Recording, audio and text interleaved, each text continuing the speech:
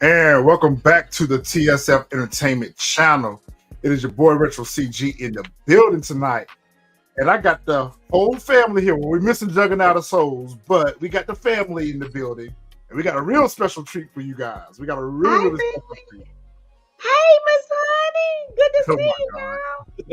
All right, so in the building, we got the first ladies of TSF in the building, Miss Really B TV podcast in the building, and Miss Honey. We got DJ Fresh Your Highness in the building, and we got Jacka Jordans. But tonight, we got some extended family members that are going to be joining us on the panel tonight. Fresh, let's go ahead and bring them up one by one. Joining us, we got Grown Man Talking in the building with Real. Real, welcome to the TSF Entertainment panel. Thank you. Good to be with y'all tonight. Appreciate having you. Oh, we got the beautiful ladies in the building from Shade in the City. So we got Nels and Treese. Welcome into the TSF Entertainment channel. Glad to have you, ladies. Yes, thank you for having us. Fresh, we got anybody else? Oh, shoot, we got Planet Paperboy in the building. How you doing? All right, so we got a full house here tonight. So we go cut up. We're going to have a good time. And we're here to talk about Power Book 3, Raising Kanan. It is Season 3, Episode 310, Major Look. All right, one by one. What did y'all think about the episode? I loved it. I almost cried. I knew he wasn't gone. I loved it. Yeah, I knew he wasn't gone. It gets a 10 from me. I think that was the best finale I've ever seen, honestly, in a real long time. Especially in the Power universe. Right. Yeah. Exactly. Oh, definitely in the Power universe. Definitely. Mm-hmm. Listen, I stand by the fact that Raising Kanan is the best out of all of the sequels. I don't care what anybody. That's my opinion. It's the best. Yeah, absolutely. Better than Power with Ghosts? Yes. Well, I said out of the sequels. Oh, okay. Well, He's like, better than Power the last two seasons. Better than Power the last two seasons, absolutely. Juggernaut, we appreciate the super chat, bro. He says it's a 12 out of 10. Real, what did you think about the episode, bro? I dug it. Okay. I thought it ended the way it should have ended. It was good for me. I had to watch it a couple times. Okay. Miss Honey, I already know how you feel. You was up at 4:30 in the morning, so I already know absolutely stellar performance. Everyone killed it. Shout out to Lou. Like it just was a really, really good episode. And listen, no matter what you think, the writers pulled one over. Like, I mean, you can't hope for better than that. It was so unpredictable, but yet predictable. Like it's umami. It's just show umami. Umami. Okay. Shout out to the best chat on YouTube in the building. What's good, fam? All right, so we're gonna go ahead and jump into this thing. So how we do things over here at TSFE, we kind of, we spend a little time talking about the scenes. But we do want to give everyone an opportunity to share their thoughts on the scene if they care to share. So we'll try to make sure that we give everyone an opportunity to speak on a specific scene. So all right, we're gonna go ahead and jump into this thing. Let's get here and get started. All right.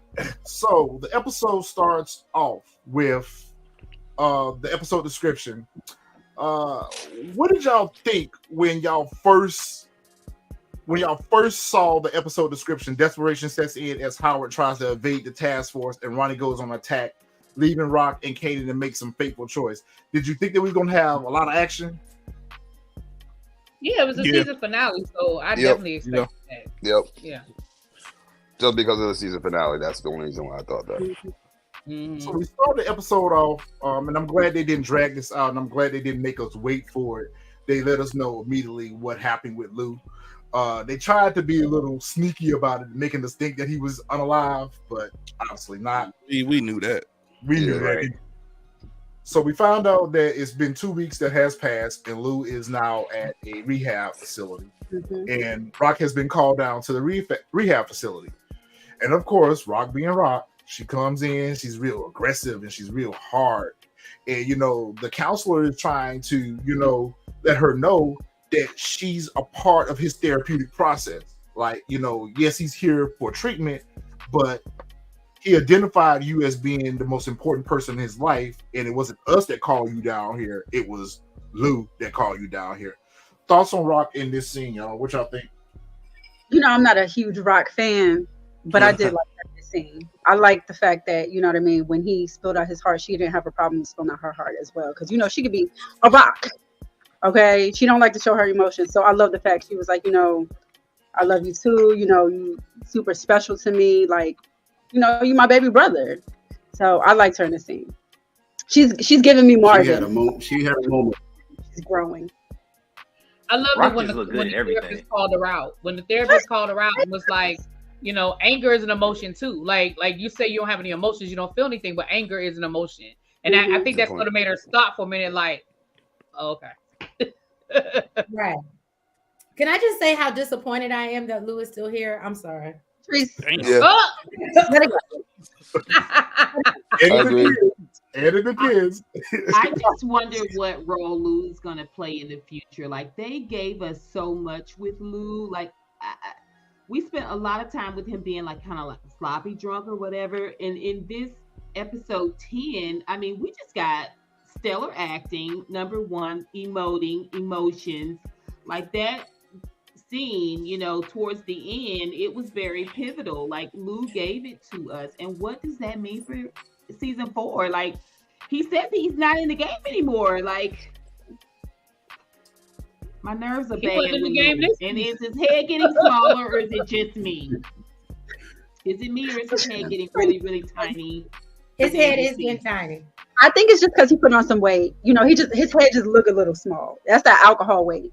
He was crusty. I mean, just withdrawal. He was just giving tears. Like, we got so much from Lou. I don't know. I'm just trying to figure out how they're moving forward with this Lou character. I just wonder about it. I think we got way too much from Lou the whole season. If you ask me, I'm kind of with the masses. Why is Lou still here? You see, Trees, put your hands down. Put your hands down. Put your hands down. DeMarcus, don't come over here talking about no R.I.P. Roddy Mathis. It's more like B.I.H. Burning Hell. I told you, DeMarcus. I told you the other day on IG that Roddy was up out of here. He's gone.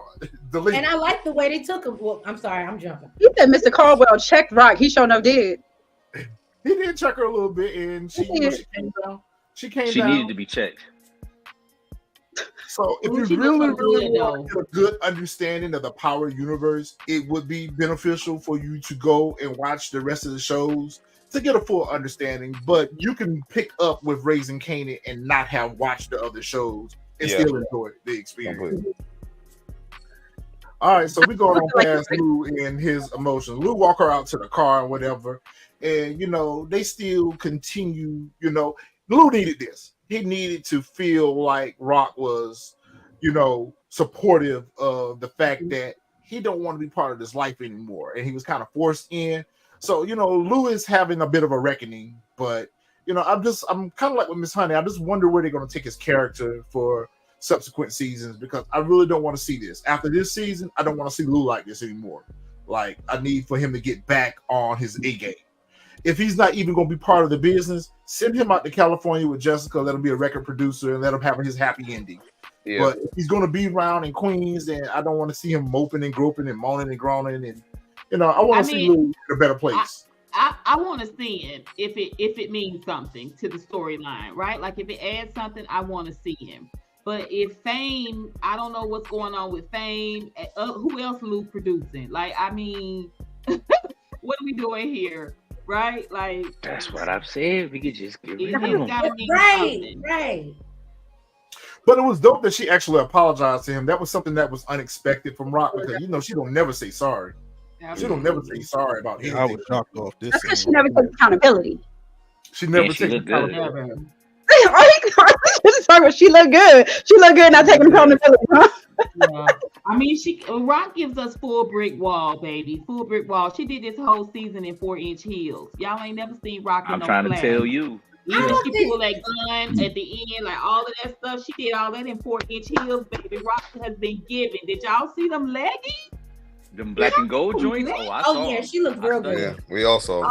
Yeah, Rock is I was studying. Mother Dicky Wall, like I mean, full on. I feel like this was Lou's setback season, though. I feel like Lou gonna come back in 4, and he's gonna have a solid season, right? Like last season, Lou was my character. This season, Lou just kind of been going downhill. Marvin's been doing some interesting things that he wasn't doing last season. I think this is Lou's setback season, and next season he's gonna be solid again, probably in the entertainment game, but I think Lou gonna get himself together. I like that. I like that. Good point. I'm with that. Yeah, I can see Lou in season 5. I don't know that season 4 is where his place is, but we'll see. Yeah, hopefully we don't get no more whining. Really All great. right. So, as I told my sister in Shade in the City, I told y'all the blue girls was better off in the foster care to begin with. I told y'all that. You did say that, and I feel so. I just wish Marvin Marvin somewhere. Look at this point. They should have just let Marvin take the damn girl. Well, the one girl that was, Well, Marvin never signed up to take the girl, so that was all you. Marvin didn't need was talking about that.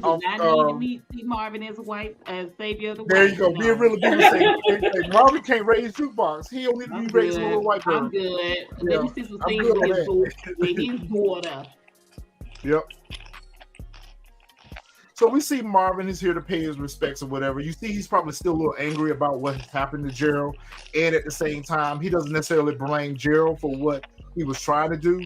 He blamed the feds. We see the feds pull up on him, and we learn that it was the 2 guys that were. So we knew from that moment when he got that call from Gerald at the hotel to come settle his debt that these were the 2 pushers. Go ahead, Really B.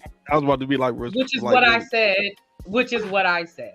I'm a fact check that. I don't think that's give me my flowers. Is that what you said, CJ? I said I'm a fact check it. I said that this was the setup from the day he called. From the night they called him, it was a setup. Yeah, because these were the 2 guys in the room. They just looked different. They were like dressed like Billies. Right. And I said it when we talked about it on the episode. Right. I was like that. I was like, I said, they've been setting him up since, because that, and if you go back, I said it didn't make sense. That whole scene, I'm like, out of all the people that Gerald, Marvin is who he gonna call? Yeah. It ain't make sense. That didn't. It did. That's them, TJ, because he even said to them, y'all were better drug dealers. Really. Yeah, I heard that part. Yeah, he said that. He said y'all were better drug dealers. He said that. Than FBI agents. Yeah, I heard that part. But remember, we thought last episode that those were the same 2 cops that was harassing Rock. No, this is a different set right here. I never thought that. No, I never thought that's Agent Toupee that was harassing Rock. Don't start.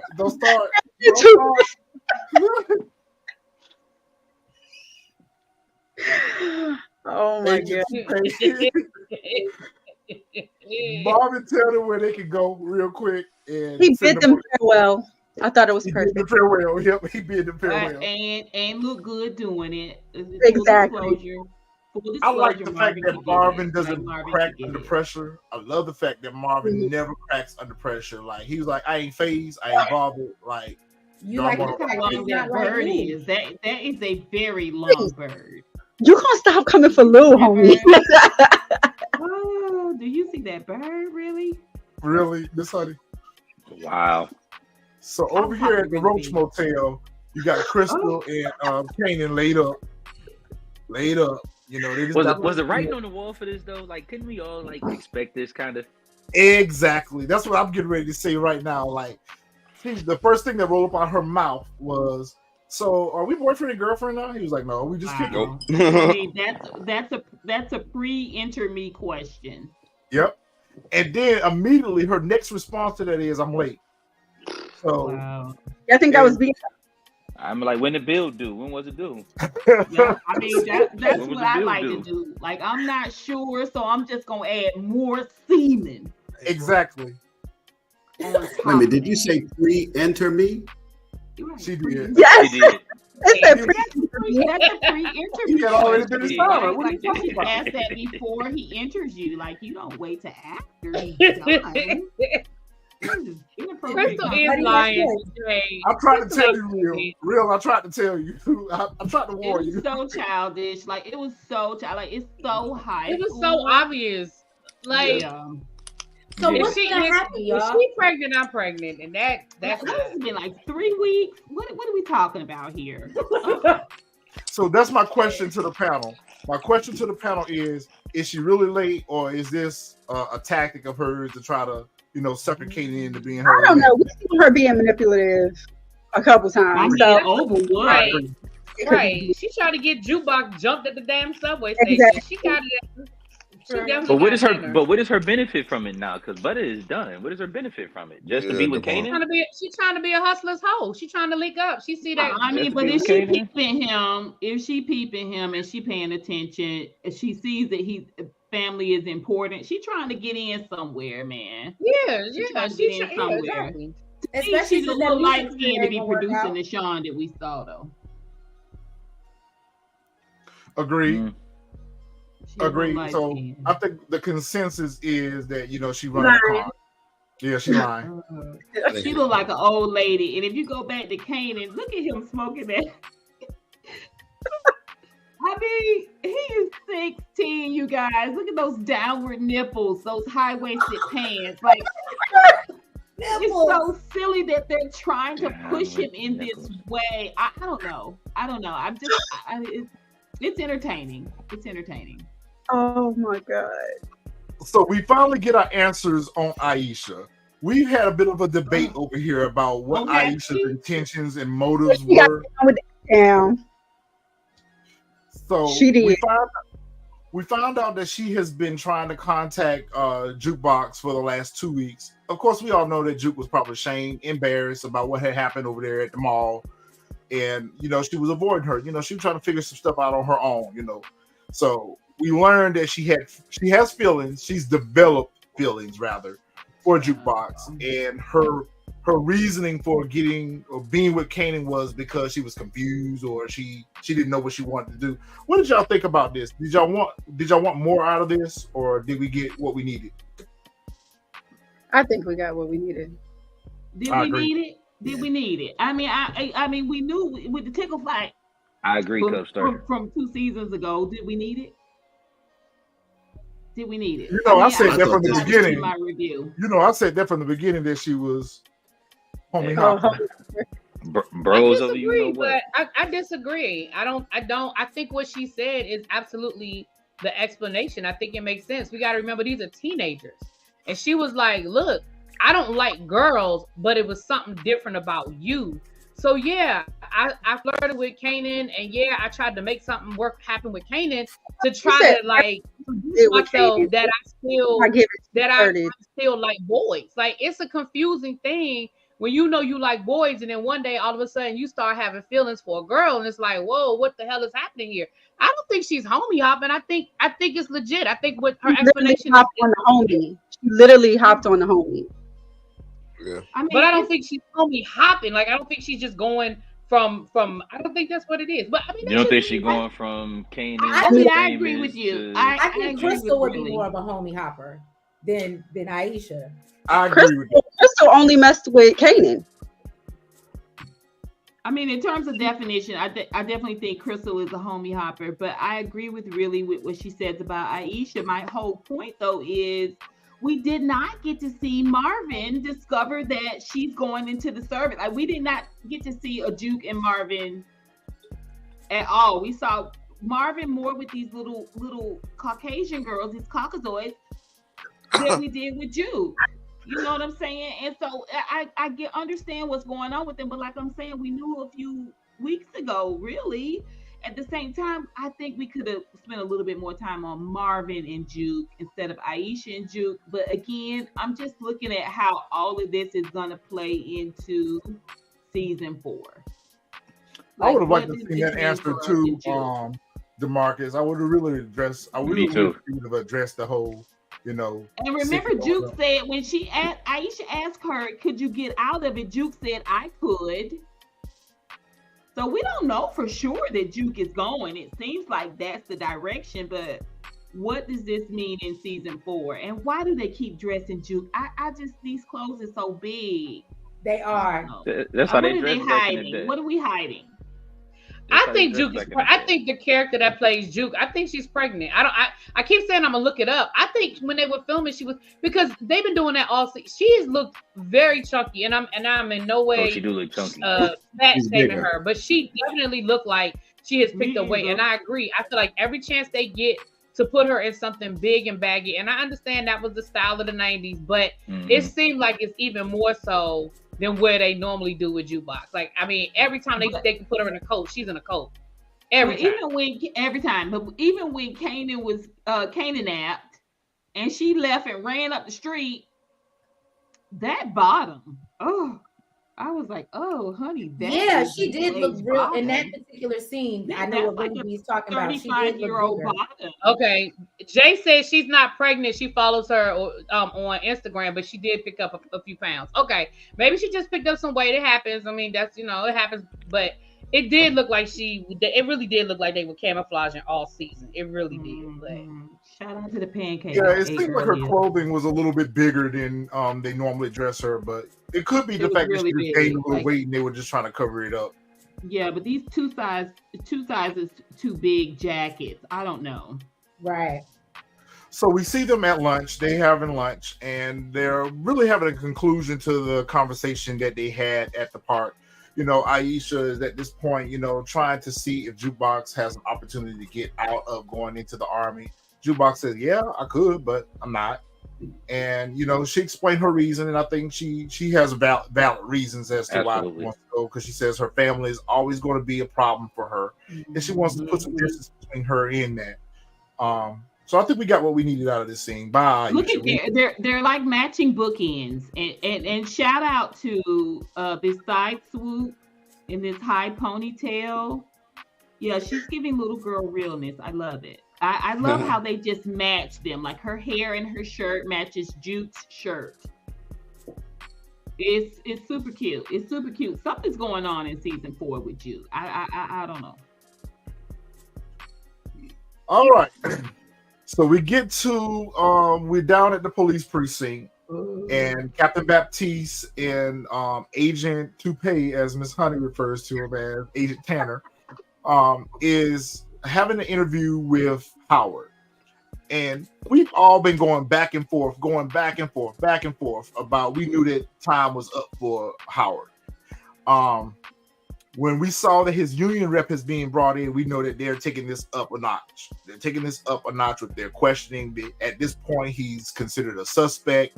They're now shifting their investigation a little bit towards Howard. And I went back and forth with you all regarding my theory on this, or my thoughts on this rather. And I didn't really quite understand initially because they threatened him. They pretty much told him that he had 48 hours to get back with them, because the union rep did his job. He tried to defuse the situation, run interference, and say, hey, look, we need to confer about what you're accusing him of. We'll get back to you with responses to y'all questions. Agent Tanner pretty much tells him that you got 48 hours. Captain Baptiste puts him on modified duty, takes his shield and his weapon, and they threatened to arrest him. They threatened to issue an arrest warrant for him if he didn't get back to them in the 48 hours. But I was confused as to what was the charge that they had on him. But Agent Tanner reaching, man. Yeah, he's reaching, but we know that there's something there for him to dig up. Yeah, we know there's something there. Howard, what he's reaching for ain't there though. I think it's something there, but he's like Marvin Thomas, and we talked about it offline. The whole Marvin Thomas connect. I'm still missing how Rock is completely eliminated out of the equation. Like, listen, I said the same. How did Rock's name never come up in the last 2 episodes? They have talked about, they even tracked Lulu ass down to rehab, and nobody said nothing about Rock. They literally had fans following Rock around. They called him Lewis. If you know his government name, you know. Did you know his sister? His antennas went up when Demo said Rock. He was like, "Oh, Rock," whatever. And now it's just like we completely went away from that, you know, and that's why I'm like, they didn't follow up with it. It's something there, but right. they reached. Yeah, there was no follow up. You're right. And No there's just follow-up. there was no right, because it just I'm with you on that. I'm definitely with you on that one, Jack. Like, how is Rock's name not even uttered?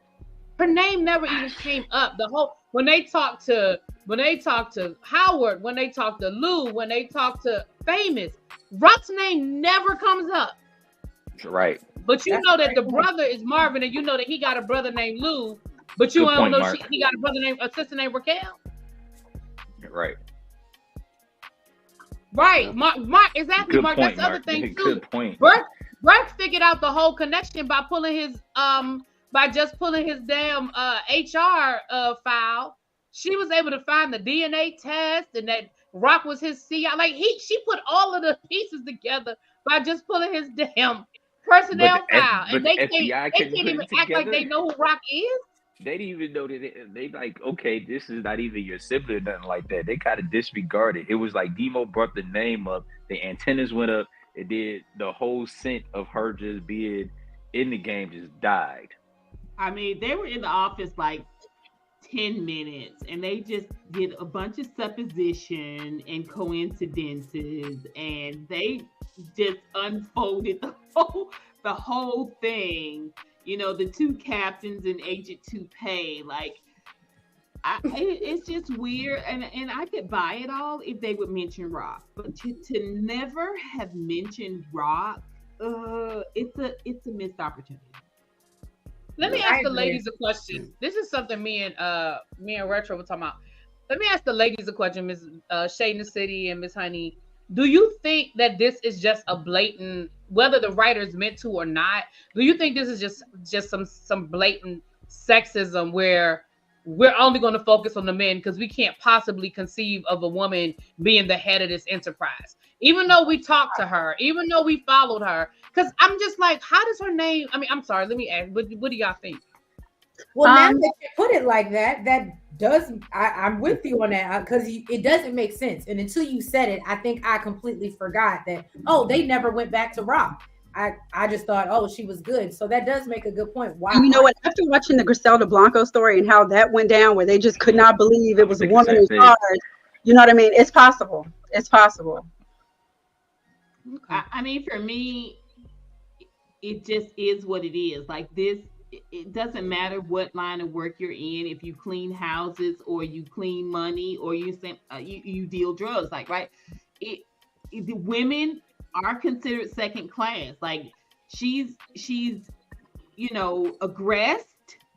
Look at what little Linguini did when she went for the 500. Like he totally wanted to put a fork and knife between her legs. Like he could have ate her up. You know what I'm saying? and he let her know. He let her know, I'm gonna give you this 500,000. Yeah. Same thing with her brothers. I mean, she do run them, but at the same time, they have depended upon her, right? I mean, she had a particular type of mama. She was with a particular type of man. She was groomed by a particular type of man, right? Like everywhere she goes, she has to have the biggest balls in the room. It is required. It is required, and Rock gives it to us. At the same time, we do see her winning. We see her really finesse Howard through this entire season. Remember the conversation in the car about, I mean, you say we connected, we family then, right? Like he really felt like he was playing her, and me and Mr. Jackal were talking about this in my comments, right? He really thought he was playing her. But Rock was playing him this whole season. Rock gives this whole season. Like she's, I see why the writers kind of protect her like they do. But at the same time, I want them to make Rock give us a little bit more. We need to see her. We need to see her fall. We need to see her get into a Lou place at some point. Like just to understand what's going on between her and Kanan. Like, I'm just saying. She's a bad girl. Mm-hmm. I don't know if I ever want to see her be in Lou's place. That's just a very sad place to be. I mean, but there takes a certain amount of brokenness to get reconciled. And we do hear Kanan say in Power that when he sees Ghost, he daps him up and says he's headed to see his mom. It leads us to believe that she's still alive, although Kanan was a liar. And he could have been going to the cemetery to see her. I mean, she was fine. Ooh, okay, look at y'all. She educated. Let's listen. She's a very smart girl. Well, the only thing that I would like to add to that, is, yeah, maybe for the times or whatever the case may be, we know that may be the case where sometimes women are not acknowledged, but we also saw the FBI tailing her. We also saw them bring her in for questioning. So they're suspicious of her, but I think that, they really didn't have anything to connect her per se to, that they circled back around. They shifted focus, but at the end of the day, we did see them take interest in her initially because they followed her. I took pictures of them. They had a tail on her. They haven't had a tail on Marvin at all. They had a tail on Rock, but they haven't had a tail on Marvin at all. So it just, I agree with you. I agree with you. I think that they just dropped the ball. I think they just dropped the ball. It didn't circle back around to that. But I think they're maybe also saving that for season 4. Oh yeah, season 4 is gonna be a Yeah, it kind of seemed like they stopped tailing her when she stopped going to that shop, right? Yeah, because we seen that. Like, go ahead, Real. Go ahead. No, that's all I was gonna say is when she stopped going down to that little strip mall joint, you didn't see any tails on her anymore. You didn't see anybody following her. It just kind of stopped. I thought it was after she went to the precinct, because I think those cops that was harassing her was from a totally different what they call them in New York. You know what I'm saying? Like the different, not districts per se, but like the different boroughs, precincts. Like I think that was a different precinct that was hounding her at her store. You mean the ones that was trying to shake her down? Yeah. I think those were from a different precinct than Howard's. No, that ain't what I was talking about. What I was talking about was when they had the FBI taking pictures of her. Yeah. Yeah, I remember it took it out in front of Kanan's spot. I was saying I think it stopped like after she went into with her lawyer. Yeah. Into the police station. Yeah. But I still don't understand why they stopped. Yeah, like I said, maybe they're saving that for season 4 for us. If not, it was just I think it was just a continuity issue. All right, so we see Marvin is down here talking to their attorney, the family attorney, the low budget Terry Silver. I thought that was Terry Silver at first, but threw me off. The creepy mustache. That's his daddy. Threw me off. That's his daddy. Yeah. So the lawyer tells him, which I feel like the lawyer ain't really doing his job. Lawyer ain't lawyering, because the lawyer says, "Oh well, I hadn't heard anything. They haven't, dropped any information about you. But if you want me to shake some trees, Marvin, like, you damn right, I want you to shake some trees, find out what's going on or whatever, and let them know I ain't do nothing." Well, Marvin, you're not exactly innocent, but at the same time, what they're accusing you of, you are kind of a part of. But what I have the biggest issue with is the fact that they just stopped investigating the Italians. That they just stopped investigating the Italians. We seen them rope Stefano up and bring him in for questioning and everything. Like, initially, their focus was on the Italians, and then all of a sudden, it just went straight to Marvin. I think it still is. I think it's so much ain't the vocal point, but I think they try to tie everything together. Well, they need to start going ahead and lacing these up for us a little bit before they start tying it together. Yeah, I agree. Terry Silver Sr., that part. I think it goes back to what was it? Jack of Jordan's said that I think they're just reaching for anything, throwing it at the wall and seeing what sticks. Yeah. Because the case got to get pinned on somebody, right? Right. Yeah, they need the closest case. Somebody has to go down for it, and Marvin is the closest thing that they have right now. But they're reaching. They're about to make themselves look stupid. I keep seeing this, and I hate to cut everybody off because I keep seeing this theory. I don't think for a second that it's Stefano that's ratting, because if he rat and say it's Marvin, that's gonna implicate that he was the one to put out the hit. So it can't be him. Now it could be Giorgio. You know, I've been kind of suspicious of Giorgio all along. You know, I've been suspicious of Giorgio from day one. Rat bastard. The Power universe is hard because sometimes they drop things for us they want us to pay attention to, and sometimes they put things in there that we pay attention to that mean nothing. Like this scene right here. This is a perfect example of what did y'all really want us to pay attention to in this scene? Because as Rock is driving down the street, she looks over in this direction, takes her glasses off, almost as if she's recognizing someone. It was season 1. Is that the first fight scene? That's the battery scene, ain't it? Me and Really B talked about this offline because we were kind of curious as to we shocked it up to it being a writing thing because they wanted her to look in that direction so she could recognize the car that pulled up on her and they were reaching for their weapons. But the way they shot the scene, it was almost like she was recognizing the kids that were across the street, you know, playing basketball. She looked and she focused. Like in this look, in this scene right here, it almost looks like she's recognizing someone. It's a reach, but we also know it's a plot device for her to be looking in this direction so she could pay attention to the fact that this car is reaching for their weapons on her.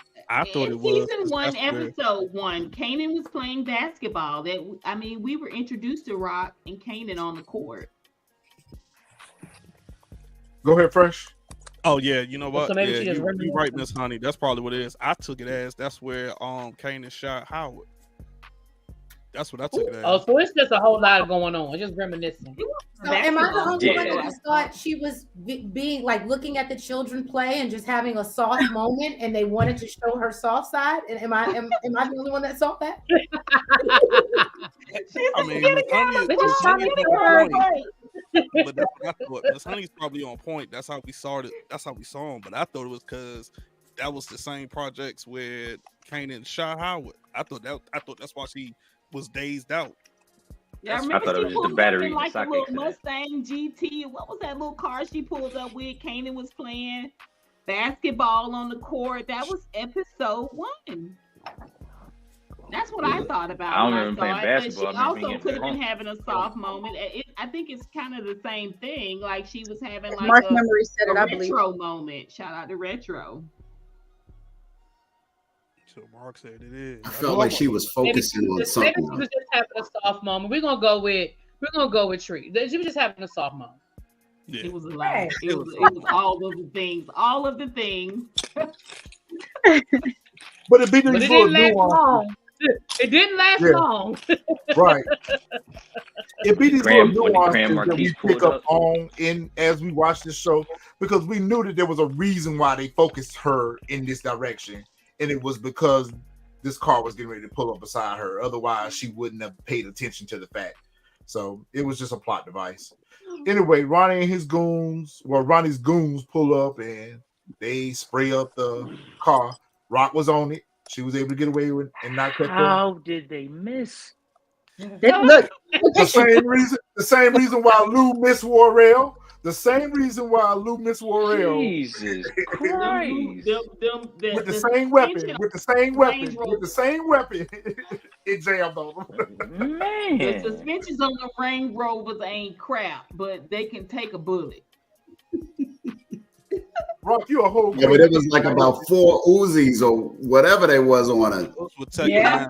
So I don't know how they missed the whole Tech 9. I don't know how they missed her. They missed the tires. The same reason why Lou missed Warrell with it. The same reason why Lou missed But it was 2 of them trying to hit one person this time. It was 2 of them. Don't matter. Tech 9. There's no way she shouldn't have got hit.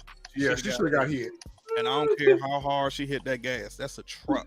Trust me when I tell you, you're not gonna take off that quick. I don't care how hard you get the gas. You're not gonna take off that quick.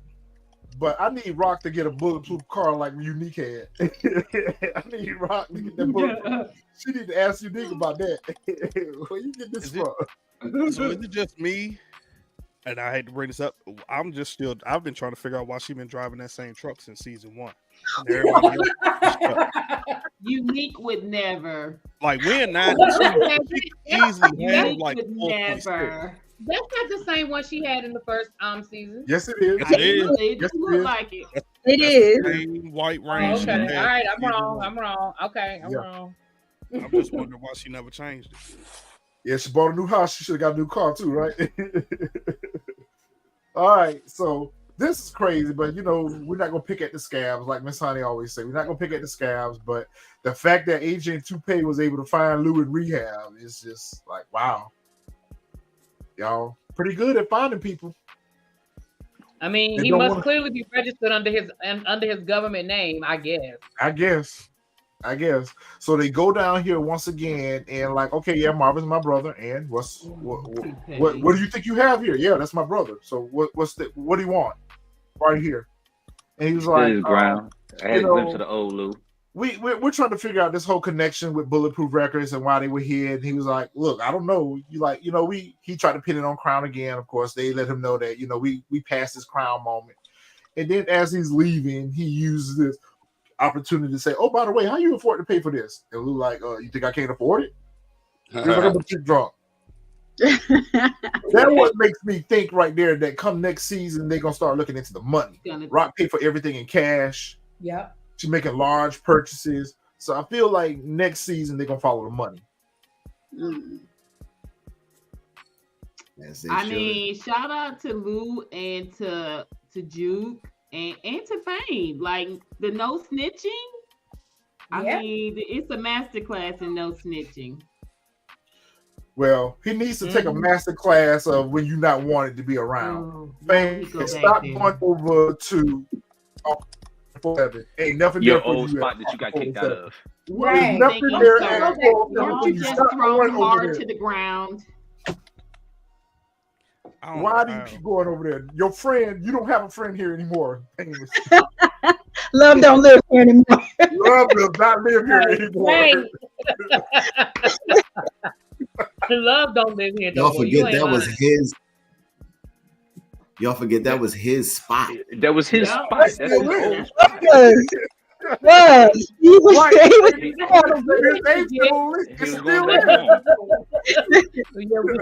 we just forget that was good. His name is still on the list. I don't care how scary I am. You about to fight me for? I give up my whole spot. Yeah, for real. You gotta kill me. You gotta kill me. Let's run this save real quick. He won it for you. Couldn't pay the rent. Yeah, we're gonna keep it. Don't matter. You would have got kicked out in a week. I don't care. I'd rather get kicked out. Throw me out. Y'all gonna have to jump me straight up. You're gonna kill me. You're gonna kill me. Ronnie tried it already. Threw him to the ground last week. So don't come hard to the ground. Don't come back over here no more. Yeah, humiliating him. Straight up, like, bro, I let you live with me. Remember? Yeah, like that's true. Right. With me, right. The last 4 times he's gone there, at least he's been humiliated. Yeah. And he still keeps going back. He's a glutton. He's a glutton. But in realness, it also speaks to his character, what type of friend he is. He's loyal. Yeah. He's loyal because he went over there. He's loyal to the stretch. No, he is loyal because he went over there to check on his friend. Loyal idiot. Even after Kanan has been treating him so bad this whole season, he still thought enough to go over there, knowing that he's not welcome, to go over there and say, yo, I heard your mom got sprayed up. Everything okay. And he didn't snitch. He didn't snitch when he got roped up on the work. He didn't snitch when he got roped up on the work. So, I mean, I think Famous is pretty loyal. I think he's proven. Just like his loyal. Mom. His mom is a dodo bird. Like, who takes it? You know what I'm saying? Like, who? It's what it is. Like, you don't even talk to your son. You don't even talk to your son. You go straight to the cops. Like, he does come from a long line of dodo birds. Okay, so he's loyal. He's just dumb. Yeah, he's a loyal. Right. And then she act like she was surprised. She act like she was surprised that the police rolled up in her house. Ma'am. Turned in the whole piece. What's wrong with you, lady? I mean, she was, because I don't think that she knew that strap had a body on it. Yo, it doesn't matter. Your son is hiding a weapon in a shoebox in the back of his closet. It can't be anything good connected to it. Right? Like, what are you talking about? What? Hey, yo, Mark, you silly for that. What country are you from? He even said, but y'all also are comparing her. Y'all also comparing her to people that are in the life. This I know. I think that's common sense. She's a civilian. She don't know no better. You can put it in your house. And I know better. Don't know no better. That lady ain't know no better. What country you from? You gotta think about it. You gotta think about it like this. On your job. When people is in charge, you go running your mouth on your job where them people is in charge. No, you lay low. You keep your head down because you know they got it out for you. Like what does do? She reacted to the fact that Famous said we ain't even on that scene yet, but let's go ahead and get rid of it so we don't have to talk about it when we get to it. Okay. She reacted to the fact that Famous had said he had gotten into some trouble or whatever. So when she saw the weapon, it spooked her, and she felt like she needed to get it out the house. Otherwise, that lady ain't know no different. Mama, that's gonna help hide the body. That's a problem. You can get it out the house without giving it to the cops. I agree with that. Come on, really big. I mean, really big. She may not have the, For those who around in '92, y'all. Rock would never. That would be that gun would be the Department of Anacostia. Rock is not a civilian though. Rock is something completely different. Murdering, you're comparing her to a murdering. Okay. Never take a gun to the police. Can I? But y'all forget. CJ, it'd be at the bottom of the Anacostia River right now. But y'all forget. Remember, in the '90s, they had them gun buyback programs. You turn in a gun, they give you $50. Thank you. Right. But those, But you don't turn in one that you find in your house. But hear me out. Devil's advocate. Hiding. I think, and again, because I ain't gonna say I'm like Famous Mama, but sometimes I ain't all, Right. My thing is when you have good intentions, I think exactly. they should be there. Trace. Hey, I'm returning this, and Trace. realizing that there was a body on it. Me and Jayla gonna help hide your ass. Hell, no, ain't no way. But I mean, okay, whatever. She's not that bright. But here's my again, what you're not gonna do is tell me, hey, mom, when you kicked me out the house and let me fend for myself, I did some shit that I'm not proud of, and I did some real messed up stuff. And you found a gun in my shoebox in the back of my closet, and your first instinct is, let me go take this to the police, because she even said it in there. Oh, well, you told me you got into some rough stuff. Right. So taking a gun that you found in my room to the police was what you thought was a good idea? Exactly. Go ahead, Jack, because I was about to touch on it. Here's my thing. Yes, she was stupid for doing that, or she wasn't really thinking. She got spooked out. No, you said it right. Wait. Famous was done for bringing it there. Where was gonna take it? It's not really where he had it. He should have threw it in the bottom of the Hudson River. You know you come from a long line. Why would you take that to your house? I agree with that. I agree it should have never. But I said that. I said that in my review. Like, why would you hands on him? Okay, she should know better. Why you got a body and you hiding it in a shoebox? That's a really good statement. They're both. They really should have left it at the Roach Motel. Wait. After you exactly, really. You should have left it at the Roach Motel. Got roped up in the bottom of the Hudson River. They already brought you in for questioning about the gun, and you bring it with you about the unaliving, really. Right. Great point. And you bring it with you. Anyway, let's get back to this scene right here. Let's get back to this scene right here where Crystal's having this cry. So I'm cracking out here. I'm processing this as Kanan has told her, if you are with child, get rid of it. Am I the only one who thought that? That's what you thought it was given? Yeah. Get rid of that baby. OG Power, that wasn't the name of his baby mother. Yeah. I'm driving to the clinic. Yeah, get rid of it. It's definitely given. I don't want you. It's definitely given what you thought was gonna happen. He might hit it with the "It's not mine," like Kane hit her with. Like Kane hit the cousin with "It's not mine." He probably hit it with that. It's not mine. It's not mine. Hold on 1 minute, y'all. Hold on a minute. Shout out to Jamie Nitro that's in the chat right now. That's Demo, y'all. Oh, What's up, Demo? Demo says Famous should have gotten rid of the strap a long time ago. So now this is a cast member telling us that Famous should have gotten rid of their weapon a long time ago. Nice. Hell Let yeah. me tell you something. I bet you Demo wouldn't have held on to Marvin's gun. I bet you Demo would have got rid of it. Well, let's ask the one gave him Rock name. Yeah, Demo, what would you have done? Demo, what would you have done with the weapon? He already gave him Rock Better name. yet, here's the question. Thank you, Miss Honey, for the super chat. Thank you so much. He did it by accident. Demo, what would Demo have done with the weapon? That's what I want to know. What would Demo do? Yeah, what would Demo do? Somebody gotta let Famous know if the streets need a body, the police need a suspect. Yeah, Yep. Come on, James. You got to write another song. Yep. We got another song. Police need a suspect. Produced by TSF Entertainment. All right.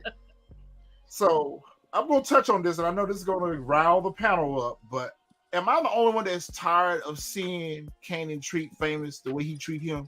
No. Like, bro, Yes. you treat him too cold, bro. Yes. And he Why? still got Why, that Retro? Why? Yeah. is he doing it? No, but I still don't understand what he mad at Famous about. Like, you're mad that Famous don't want to be a drug dealer after he told you he didn't want to be a drug dealer. Nah, because mom put the gun in the bag. He didn't say anything. Thing in his butt, in his back.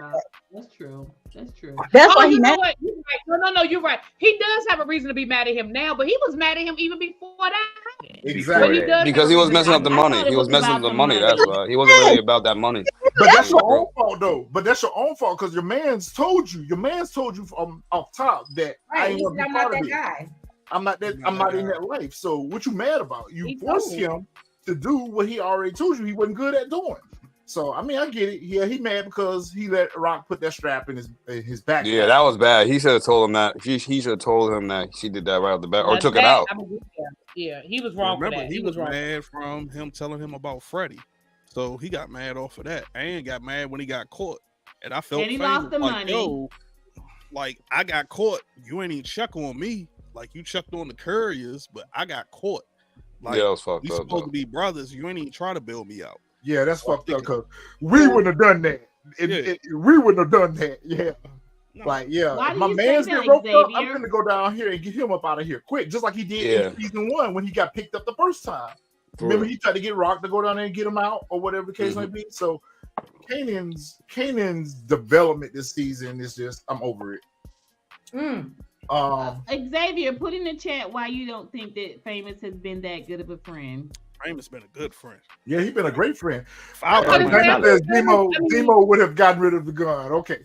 Definitely. If I was Famous, man. Demo definitely would have got rid of the gun. Yep. I mean, why he need to go? Famous has been a good friend of Kanan.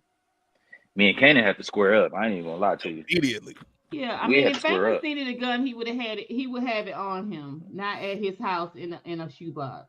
Win, lose, or draw. Down to 40 below, for real. So so Marvin shows up over Rock Place, let her know that it was Kane, there was Ronnie that put the hit out on you. It's all in the streets, and that Kanan is working with Ronnie. Rock was like, "You need to tell me that. I already know that he's running with them." And she asked Marvin to go down here and get a parlay with Snaps and Pop to try to see can we dead this situation before it gets out of hand, because she didn't want Kanan to get further involved in what's happening. Shout out to the 85 members that are in the chat. Y'all make sure y'all hit that like button. And we got some good comments coming in right now, so we're going to try to respond to some of those as well. But make sure y'all hit that like button. Natural Girlish. Yes. Yes, it is. It's unique. It is. Shout out to me and Rock's gold earrings. Yes, for the gold earrings. Come on. He used Kanan for his music career and used him for rent. Abandoned him for Burt, left Rock. But no. Because first of all, that was kind of a mutual thing. that was kind of a mutual thing because Kanan was already 1 foot out the door anyway, even before he went over there and stayed with Rock. So he was helping hustle up the rent money anyway. He was helping Famous hustle up the rent money anyway.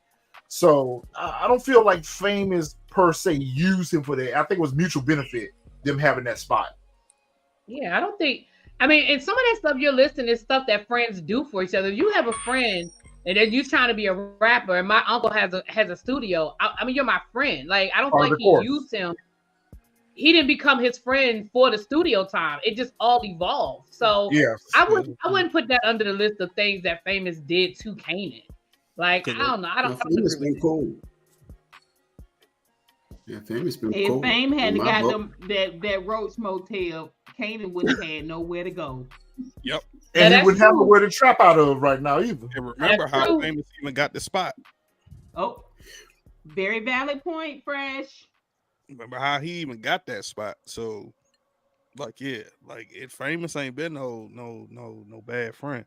Like I said, if I was Famous, yeah, me and Kanan would have had to scrap it out a long time ago. But which would explain why he may have named his son after Fame. I go back to your review, Miss Honey. In your review, you mentioned that Kanan is going to come to a reckoning on how he's treated Fame. I think I agree with that. I think I agree with at some part in the story, Kanan is going to live in a little bit of regret on how he's treated Fame. I mean, Xavier, you can go, but that's music. That you know how many you got rappers now in 2024 who rap about a life they ain't never living. So that's nothing. And then not helping him hustle again. He told him back then he wasn't about that life. Like if my homie come at me like, yo, I got a brick, I need you to help me move, and I straight up tell him like, nah, bro, I ain't with that. We still friends. I'm letting you know, like, nah, that ain't for me. He kept saying he just wanted to do music. Kanan forced him to go out there on the streets and sell product in his tapes. So Kanan always been the bad friend if you look at it at the end of the day. Right. I think I agree with that. Yeah, I agree too. Like Kanan always been to try to bully him to doing something he ain't really want to do. He was always the one that's like, yo, K, I don't think we should do that. What happened? K get mad, get in his face, and then he be like, all right. That's how they started selling the product out of his tape. You know what? You're so right. He's pushed him around really always. Even when they went after in the first season when everything jumped off, he caused everything to kick off between Unique and Rock by going and shooting up that guy who he thought was on their territory. Mm-hmm. I mean, Fame didn't want no parts of that either. I agree. I charge Famous with nothing but being soft. Oh, that's all. I charge him with being soft. He couldn't stand up for himself, and this is where he at. I mean, he definitely was more of a better friend than Kanan, but he just was soft. He couldn't stand up to him. All right, and that's so crazy because last season, I'm sorry, I just want to say last season Kanan was messing up the package, and now he a seasoned vet. Oh wow! Right. Yeah, that's true. Yep. All right, and don't forget when he stepped on that work and created those hot shots. Don't forget when he stepped on the work and it screwed it all up. So guys, I have to hop off. I'm saying. Yeah, she's saying, but I gotta hop off. Love you guys. We enjoyed you. We enjoyed you. We'll spin the block. Yeah. You better. Still got me and Nick. Y'all still got me and Nick here. All right. You and Nick. All right. So we got Ronnie over here talking to Snaps and Pop. And basically, he mad. Snap and Pop basically trying to tell him that, listen, you missed your target. He was like, if you're going to take the shot, make the shot. And he was like, well, I didn't take the shot. They was like, yeah, you stupid. You let her live. So now they worried about the blowback that's getting ready to come from the fact that you put a hit out on Rock and you were unsuccessful with it. Kanan pulled up in there and, he tried to yoke Ronnie up. Basically, we had already saw this in earlier episode where Kanan had already told him, like, listen, my family is off limits to you. My question to the panel is this part of the setup? Setup for? The Kanan What happened later? Yeah. I think they had already. Yeah. I think. I'm sorry. Let me. No, go ahead, really. Go ahead. I think they. So here's what I think happened. I think they had already come up with a plan. I think the kidnapping was already the plan, and then I think Ronnie called an audible because when Kanan came in there, he said we didn't talk about this. He did say that. And then Ronnie was like something like I had to make a decision or whatever Ronnie said. But Kanan said we didn't talk about this. Even Pop and Snaps was like, "Yo, if you gonna take a shot, you gotta hit." So like, I really think that they came up with this kidnapping plan, but Ronnie was like, "F that, Rock gotta go," because that's what he been trying to do all season. So that's what I think. I think the kidnapping plan was already in place, and then Ronnie tried to do his own thing. That's what I think.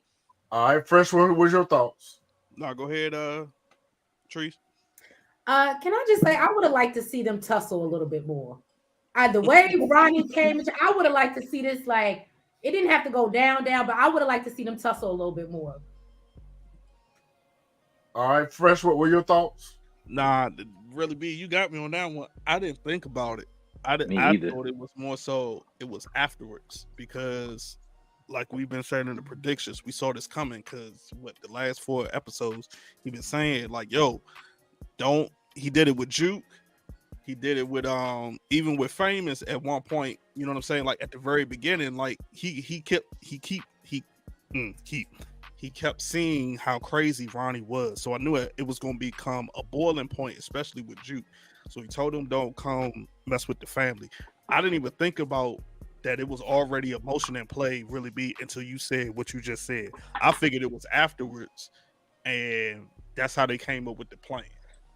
But now that you say that, that makes a whole lot of sense because when I watched it again, and when we get to the scene, I'll explain it. But now that you said that, it makes a whole lot of sense that they, you're right. They probably had that plan to jump street. Yeah, because I think that was the compromise. I think because where we left off last week was Kanan sitting across from those 3 and them saying Rock gotta go. And I think even as much as Kanan has been on his "I hate my mother" train, I don't think when it really came down to it, he could really make that call. So I think that was the compromise. I think I really do. I think that was the compromise. And just like when Retro was saying, the money, when we get to that part, but the money almost seemed like an afterthought. I think their point was if we can cripple Rock and we can just totally take her out of the game, she'll just be away from us. We'll take her work, we take her connect, and then basically we know she don't have that kind of money. Kanan would have known she don't have that kind of money. Real, what was your thought? I thought a really good point was just made here. I'm sitting there wondering when we get to the end, how do they both get on the same page, in terms of the kidnapping? But this totally makes sense. It totally makes sense to me, what you just said here. Yeah. All right, Planet Paperboy, what's your thoughts? Same as he just said. I just wanted him to get to it. I didn't even know where I was kind of lost in the beginning, but just wanted him to kind of just get through it. Miss Honey? I mean, what she said, it just rings. It just rings true. It settles in my spirit. Like my spirit agrees. I mean, yeah, like wow, like you're right. You're right. So in theory, right? They already had a plan going, and Ronnie, a habitual line stepper that he is, jumped the gun and shot at Rock. What the deuce?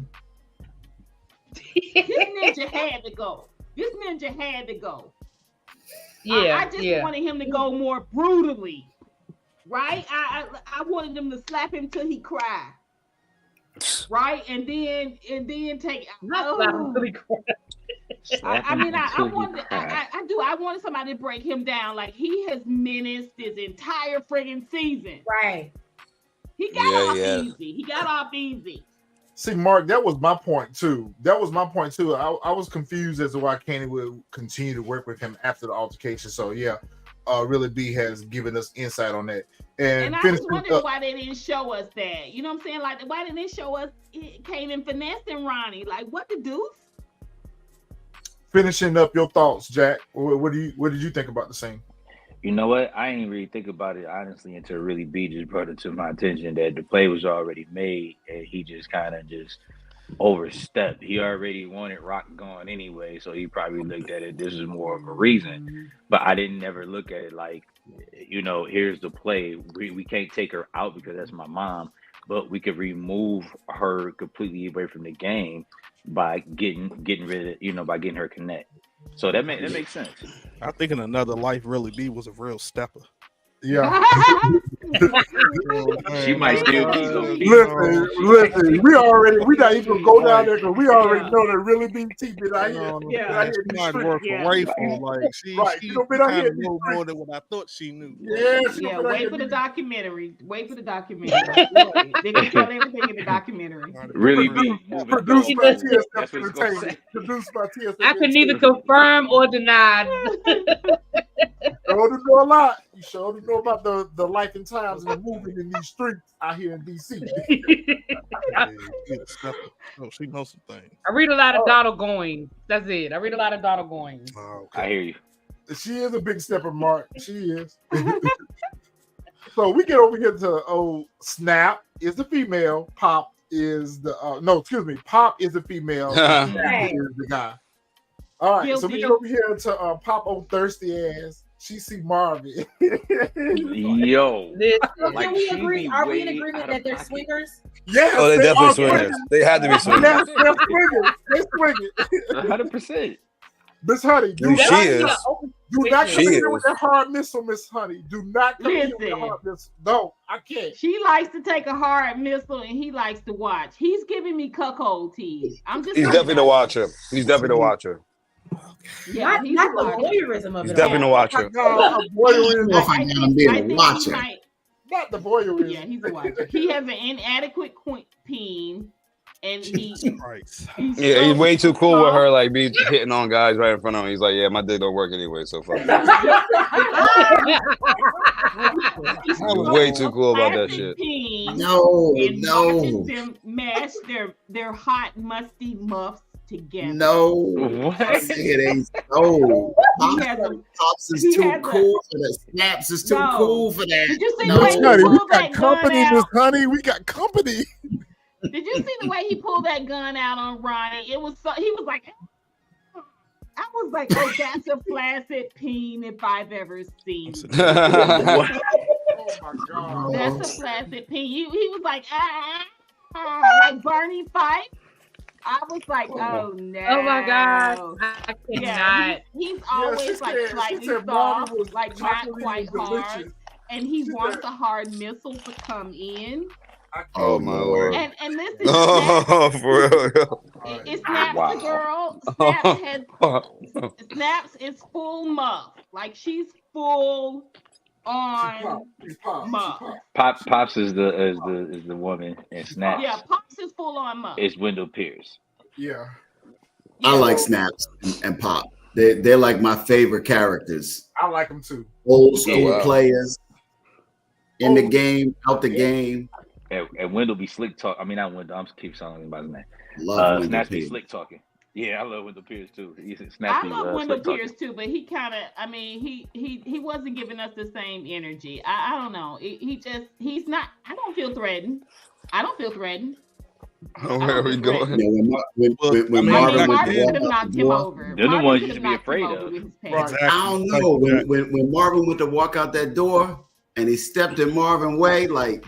Right. You know, like he was just trying to let him know. Hush. No, don't. He was just trying to touch Marvin's ass.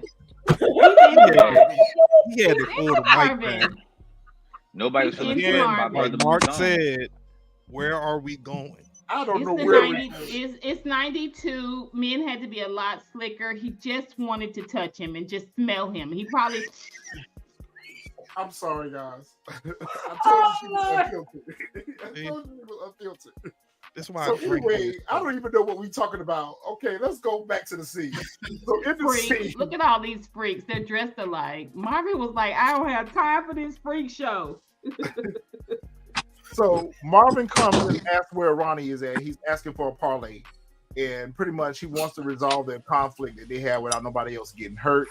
Of course, I feel like Pops, Snaps and Pop are kind of like, puppeteering a lot of the stuff that's happening, but they're trying to throw the rock and hide their hands. So they're trying to act like they're Switzerland. They're trying to act like they're not involved. But really, they're the ones that are kind of manipulating Kanan, manipulating Ronnie, or whatever the case may be. Because I feel like low-key, they want to take Rock out. I mean, that's just my opinion. I feel like low-key, they want Rock up out of here anyway. So they're just taking advantage of the situation. That's their biggest threat, though. Is Rock. They even said it like Rock is very good. Yeah, but they self-proclaim as being retired, and they were bank robbers, so they ain't even out here in these streets. Let them tell them. They retired. I just think they don't like people that speak to. I've noticed a pattern. If you go to them respectfully, they seem like, if you show mutual respect. But if you go in there like, no, I'm the shit, whatever. Oh, excuse me. But if you go in there, they feel away. And I think that's why Marvin rubbed them the wrong way. I think that's why the detective rubbed them the wrong way, because they demand a certain amount of respect. But there's no way they're out. When they had that conversation with Rock a couple episodes ago, and they told Rock that the only reason Stefano is fucking with them like that is because they haven't told him to stand down yet. There's no way they out. They might say that they out. They might say that they just the money men or whatever. There's no way that they're out. They know Rock connection with the Colombians. There's no way that they're out. I think they were out until Ronnie came to them, and then they fronted him that money. That's what got them back in. Right. Because they're trying to protect their investment. Because remember, they told Ronnie straight up, like, yo, why don't you wait until, Unique got what he got going on? And he's like, nah, I don't feel like wait. So I think when that's what brought him back in. And that's what, because remember, he told Ronnie, like, yo, you took the money from us. We haven't got back our investment.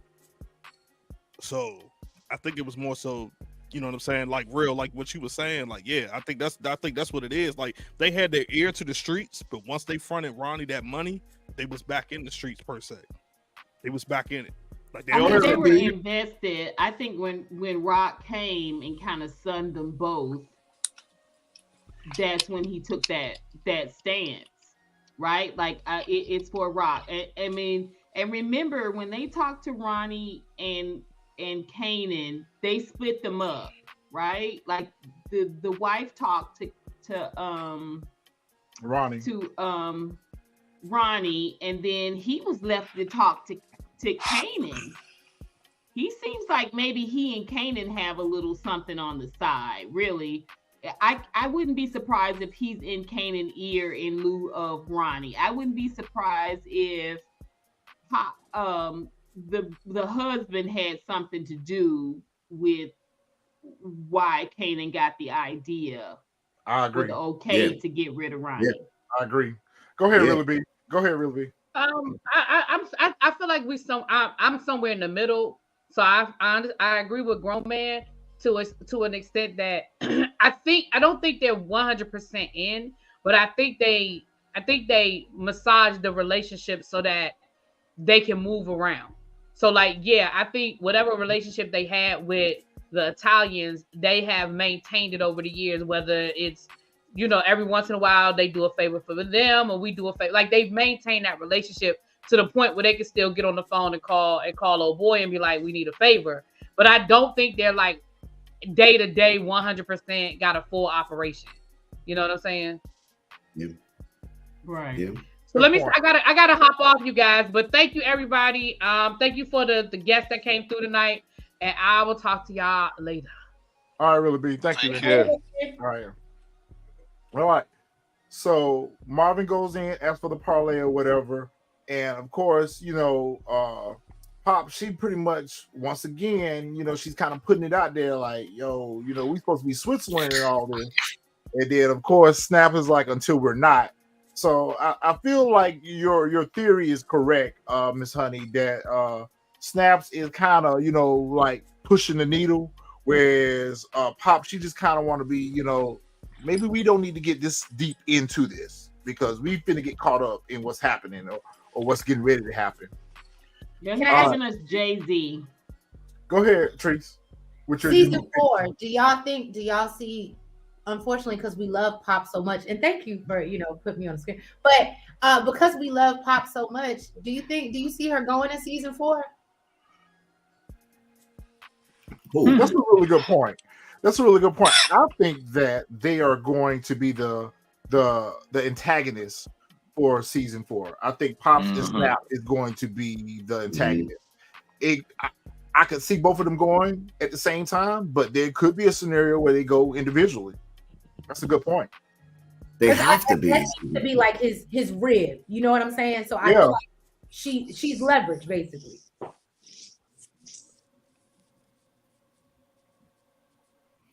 I thought Snaps and Pop might be with the feds too initially. I don't know about now. It's interesting. I'm lost how y'all even came to that conclusion. Like, initially, I didn't get that vibe. Yeah, I didn't get that vibe either. They were old school bank robbers. So, like you said, like they when Ronnie came, he said straight up and down, they was retired. They were out the game, so they got their bread. Like because of how they were moving, but I guess based off of the way they were moving, they seemed a little suspect. A lot of folks that was in the game. The streets, they too deep in the game right now for them to be working with the feds. So I don't see that. I completely disagree with Which that. one is the one? Juliana was deceiving. Pop, Miss Honey, Pop. Okay, Pops. Pops is more of a threat than Snaps is. I could see Pops being with the feds. I could. Nah, I don't see that at all. The way she hitting on dudes in front of her own dude. Right. That's because she's thirsty. She's thirsty. Yeah, she's just thirsty. That's all that is. Yeah, she I mean, it's Remember, dry cooch and this dry cooch. Oh my God, Miss Honey, stop it. We got company. Go ahead. To me, and if you know anything about the women, the female male dynamic, like women are a lot sneakier. And the way she present herself, I mean, she do kind of kowtow. What does that got to do with her water flowing? I'm just saying it's not about moisture. It's about the bottom dollar, right? Like, I mean, I am so sorry, y'all. If anybody's with the feds, it's Pops. Fresh, go ahead and tell us about this scene right here, bro. I don't even know what this. Go ahead and tell us about this scene, bro, because I don't know what to do with this honey. I gotta give myself. I just know if you've been in the game, go ahead, you could be with the feds. It don't matter how long, it don't matter when you've been out, you could be with the feds. Absolutely. And that's a perfect example because if you think back to what's the one in Power? What's the baby daddy? Monet's baby daddy, and he used to be in the game, and now he's with the feds. So that's a perfect Dante. example. Yeah, Dante. Oh, yeah. Dante, Mecca. We had many names. Yeah. I mean, that's true, but I think during that time in '92, that's. I mean, they could have been with the feds, but I mean, at the same time, I don't know. Like the reason why I debunked that whole Fed thing left and right around that time. The reason why I debunked that whole Fed thing is they're connected to all the crime families in New York. They too dirty. Their hands too dirty. Their hands too dirty for them to be out here snitching on someone else and still out here, manipulating and puppeteering all the crime families. I don't know, Mark.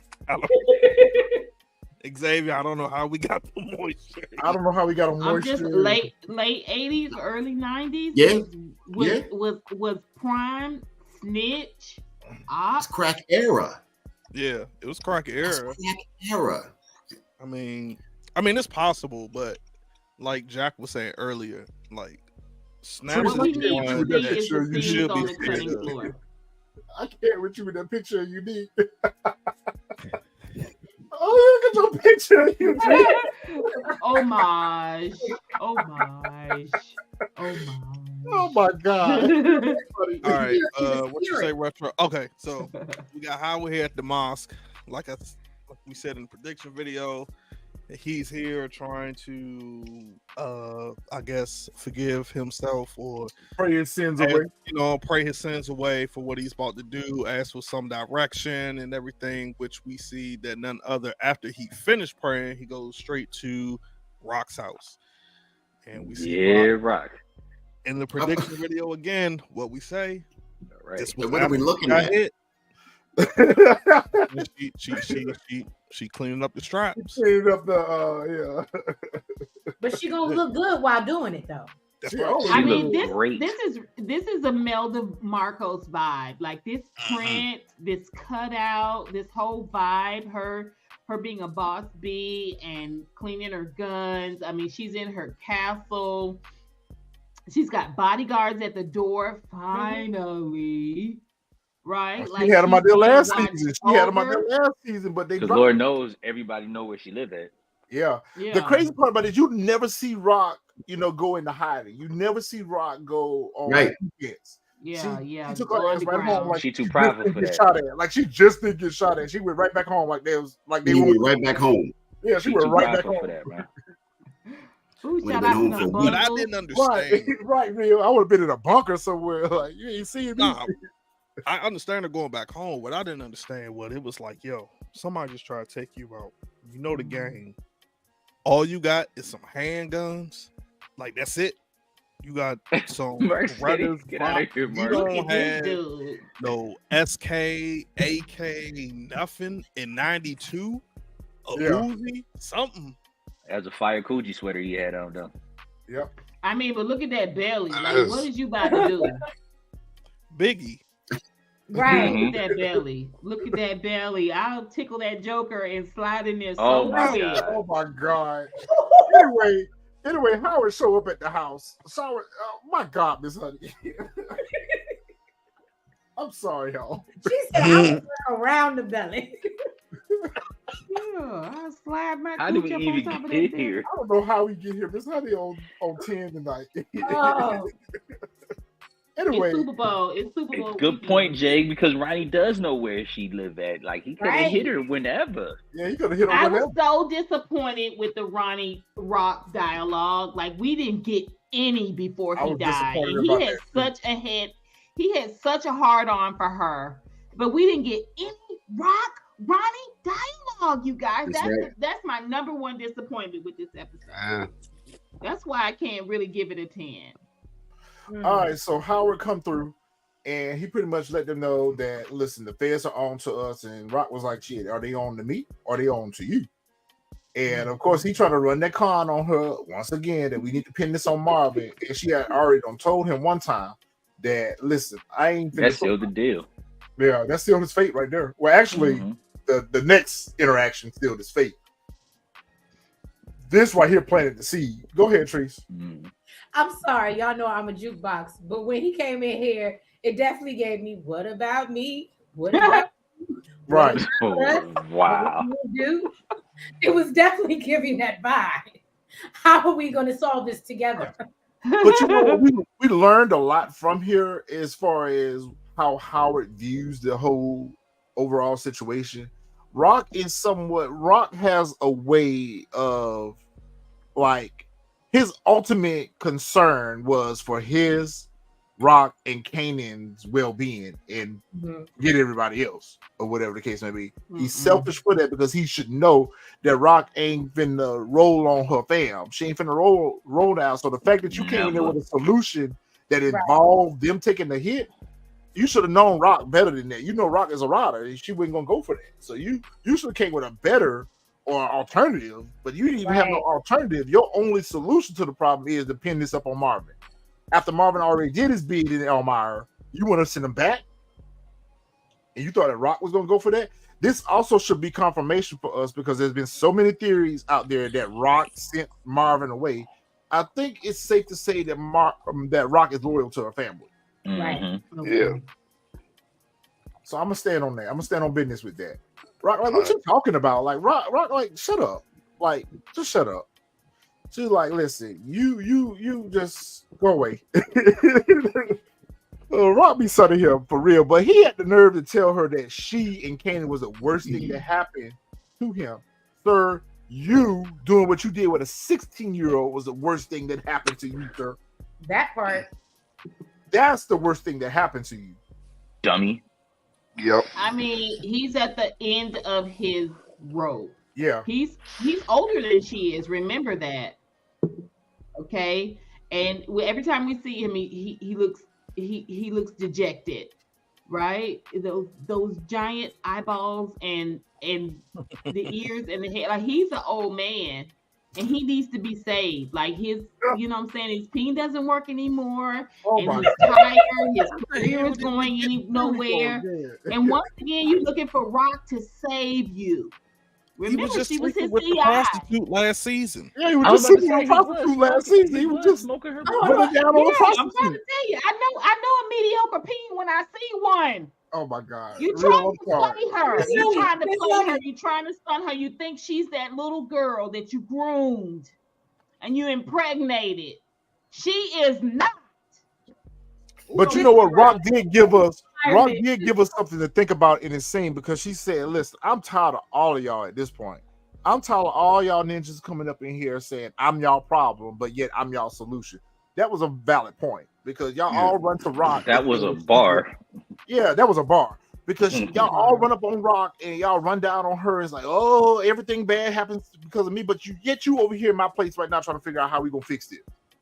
Like, be a man and handle the situation, or step out the way and let me do my thing. So I felt Rock on that. I don't think so, baby. I think it was not until she wanted to sell. He wanted to make whatchamacallit take. No, the she car. was not 18. She was not 18. She was 16. Oh, well. She was 16. Can I ask a question? She was an underage CI. So the fact that before he even did it, what he did with her, the fact that he was running an underage CI off the books, that's enough right here to say that he was doing dirty from the beginning. Because she said been involved with her because she was underage. What was your question, Trees? Oh no, and it's so I just want to ask Miss Honey, what is the age limit? Because she's like, they old and it don't work. So I'm like, when is the cutoff? When is the cutoff? Wait, how do we get back here? When does it become mediocre? Like, I'm just saying, it has to do with a bunch of stuff, right? Like, how you keep yourself up and everything. Like, he's been dejected for a while. Remember, he recovered from, what was it, bone? He needed bone marrow or blood? Like, what was his particular type of CA? Yeah, bone like, marrow. Need a bone marrow. Yeah, so I mean, you know what I'm saying? Like, what that has on to do top of with that, he erectile thinks he can dysfunction? sun her. and we've seen 3 episodes where she That has has nothing to do with sunned ED. him. Yeah, it has nothing to do with ED. Yeah, You know what? We're gonna move on past that. We're gonna move on past that. sorry, So y'all. Famous is at the crib. Famous is at the crib. He's on the phone with the dude that Miss Shirley had hooked him up with last week. And he basically lied away for Lou, saying that Lou is on a little vacation, that when Lou get back, we'll link up or whatever. When the feds kick in the door, waving the fofo, and snatched his ass up. They snatched his ass up. His mama like, oh, no, leave my son alone. Too late. You shouldn't have took that weapon down there. Nah, it's too late for that. That cake been baked. They putting the icing on it right now. Yeah. Because once you get down there into that interrogation room, you can best believe a pinup is getting ready to happen. You know what killed me? This is the most we've seen these two in season 3. Yep. Like, we saw them in the first 2 seasons, and then this is the most like we've seen them two in season 3. But shout out to Fame. Fame was the adult in this room right here. Because his mammy was trying to tell him, tell them what you want to hear. Tell them what they want. Fame, lawyer. Yeah. I don't got nothing to say. Fame don't be folding under pressure. No, at all. Fame This is why he's a great friend. Exactly. That part. Fame said, lawyer. Very valid point. You know what I thought, which was crazy? I thought at some point it was going to be Terry Silver Sr. that was going to pop in as his lawyer. I thought it was that scene. Terry Silver Sr. If Rock knew that he was down there, absolutely. Anyway, we already talked about this, so we ain't gonna spend much time on this because we don't beat this dead horse. This horse is dead, ain't riding no more. Oh, that wig. But Captain Baptiste come in there and they try to run another con on him. Here we go. So it didn't work with those two idiots. So now we're gonna send Big Brass in here to try to scare him up and say, well, it could have been self-defense. So all you need to do is say it was self-defense, but tell us what we want to know about Howard. Like, sure, I don't know about no Howard. What you asking me about? Lawyer. You know what, I need a lawyer. I ain't got nothing else to say. Give me a lawyer. What's the charge? Because I got this strap for protection. And I'm like, damn, Fame, that's good. That was quick on your feet right there. That was a good line. That's what I would have read with. Yo, look, these streets out here rough. I live in the hood. I bought this up off this lady that lived across the hall from me. Her name was Palomar. I got this strap from this lady across the hall from me. Like, I got it for protection, so I ain't know nobody was on it. That's why I was in the closet at my house. I wasn't even carrying it. Hey, like, Retro, you hit a nerve. I didn't even think about that. He sure enough could have put that on Palomar. Yeah, absolutely. Shit, you gotta be quick on your feet when you running a while. That part. Real, what you thinking? Yo, what you thinking?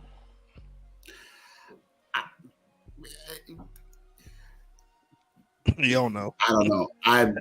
Fame was solid. I'm sorry. I agree with you, Mark. Fame was solid here. He couldn't have handled it any better. He could not have handled the situation any better. What you think, Planet Baby Boy? What you would have done? It's hard to say, man. It's hard to say, man. I probably would do the same that Fame did, honestly. I thought he handled it really, really well. It's probably the one time I actually had a lot of respect for him. He was smart. Well, it was smart until the end when I thought he talked a little too much, but then when he said lawyer, I'm like, all right, he's smartened up a little bit. Yeah. And he all but told his mom, like, be quiet. Like, he all but told his mom, like, Mom, stop talking. Like, he should have came in saying no with a lawyer, in my opinion. Yeah. But I felt like if he would have went that way, it would have made him look more guilty. The fact that he gave him just a little bit, he defended himself, he gave a response. He gave a response to the question like, listen, this is my story. My story is I bought the strap off the streets for protection. That's what I'm sticking to. I ain't got nothing else to say to you thereafter. At this point, I need a lawyer. Good point. I need a lawyer. I done told you what you asked me. So what you keep pressing me for? Therese, what was your I saw you had your hand raised. So no, I felt, well, again, I said me and Famous's mom might have some similarities, unfortunately, because I have this argument with my boo about our son. And I'd be like, well, if you didn't do nothing, now obviously we know Fame did something, but I'm like, oh, if you didn't do nothing, you should be able to talk to the police. And he'd be like, absolutely not. Lawyer, don't ever do it, lawyer. And I thought it was crazy because now that I have that in my mind. When I was watching the scene, I was like, Famous mom was like, yeah, snitch, say whatever you got to do to get shorter time. And Fame was just like, no, lawyers, I appreciate him for sticking to it. But again, we all have our moments. I can't say nothing. I definitely at one point was like, oh, if you didn't do nothing, why shouldn't you talk to the police? So, yeah. Real, you was about to say something. Go ahead, Real. No, I was just say you can talk to the police with a lawyer. Yeah. Right. Police could always make you trick you into just saying stuff you don't want to say and then get you hooked on stuff. I always go with a lawyer. Exactly. They're gonna snake stuff up, even if you're guilty, just to try to pin it on you, or even if you're not guilty for it. Exactly. Especially when your skin is dark as ours. Exactly. Yeah. So Luke back here talking to his counselor. Shout out to old dude right here. He was in Luke Cage. He played the police captain in Luke Cage. Oh, yo, right, I love Luke Cage. Yo, that was the shit. That was him. Yeah, that was Captain Ragnar. He was Ragnar in Luke Cage. Yep, he got unalive by old boy from why did he eat that? Yo, that's the dude from Luke Cage. That's him. I don't even know what this counseling session gave us here because, obviously, Luke is still struggling. I thought that after he had that, well, let's go ahead and get to that scene because I don't even know. I'm just going to go past that. We'll talk about it when we get to that scene, when he got that extension cord. Okay, so this is set up in full motion right here. I said this is set up in full motion. This is the play right here. Mm-hmm. He walking down the street. Juke finally, it was good to actually see them have that moment because they haven't really had Juke and Kanan moments this season. So it was good to see them spend a little time together. And, Juke pretty much told him, listen, I'm going to go to the army, whatever. He you crazy, yo. I'm going to die on Southside, whatever. And he did. he did. But he also made a point to let her know that he was not a part of what Ronnie had did to Rock, and he wanted Juke to get the word to Rock. So he knows that Juke has just as much of a close relationship with his mom as he does. So he wanted to use that as an opportunity to evolve himself of any part of what Ronnie had did. When Ronnie's van with his thugs pull up, or as Jukebox call them, their thugsters pull up, yoke up Kanan real quick, put his ass in the back of the van. They needed to have showed us Ty Dolla $ign one more time though. I feel like Ty Dolla $ign should have signed up for a cameo scene. Like they should have showed him as the one that was holding the weapon on Jukebox.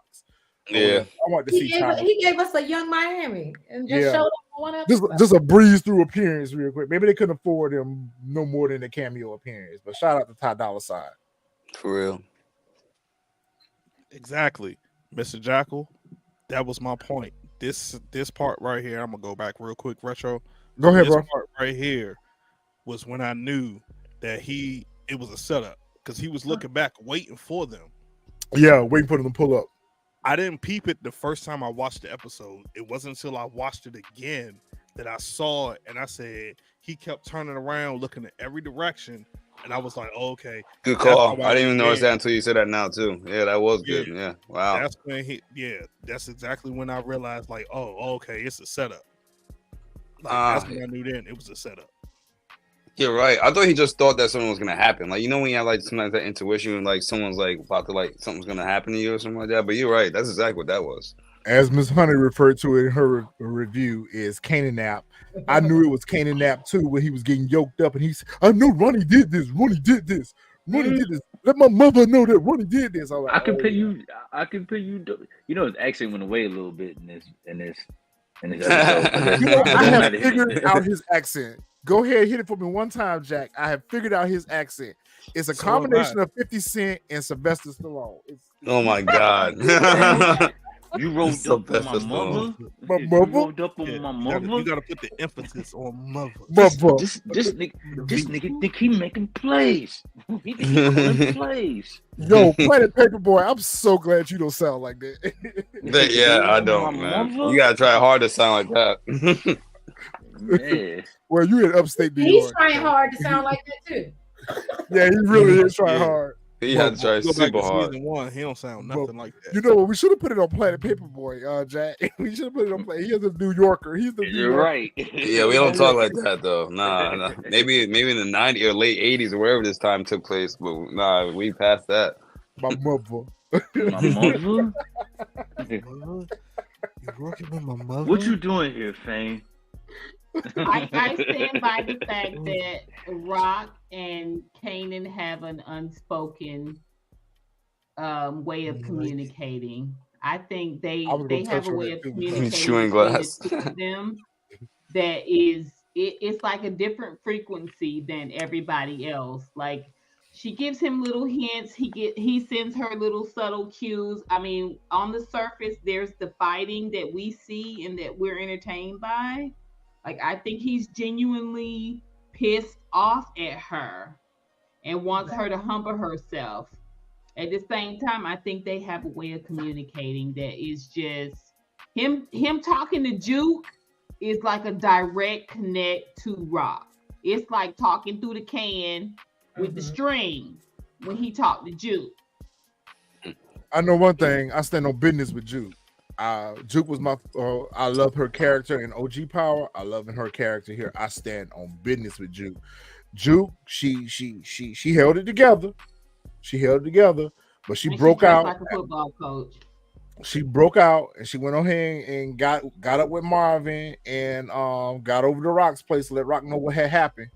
And Howard, he wants to avail himself of being his fatherly responsibility and say, "I'm going to go with you, help save the kid." I'm like, oh God, we got a caper now. So Marvin and Juke show up over Rock's place, let him know that he's been Kanan-napped and that Mommy had yoked him up. Rock like, okay, word, we finna dead this. Like, shout out to Rock. She did what she needed to do to go ahead and save her son or whatever. Right. Listen, and look at that good mother. Look at that good mother right there. That's a good mother. That's a good mother. That mother. That's a good mother. Rock trying to tell. Hey, she not even his mother no more. It's Rock. He even called her Rock the whole episode. Rock mother. Oh, really? Yeah. Really? Yo, This called her Rock the good whole in episode. that suit, Really? man. I'm trying to tell you that. I feel you on that paper Black boy. and golden. Damn, I'm yo. telling you, it's That hidden. Versace. She wear that Versace, yo. I'm telling you, Oh, man. Lord. That kind of blows me Versace. away. I need to look at it again. So we already knew that the whole family was going to get together to try to go ahead and rescue Kanan.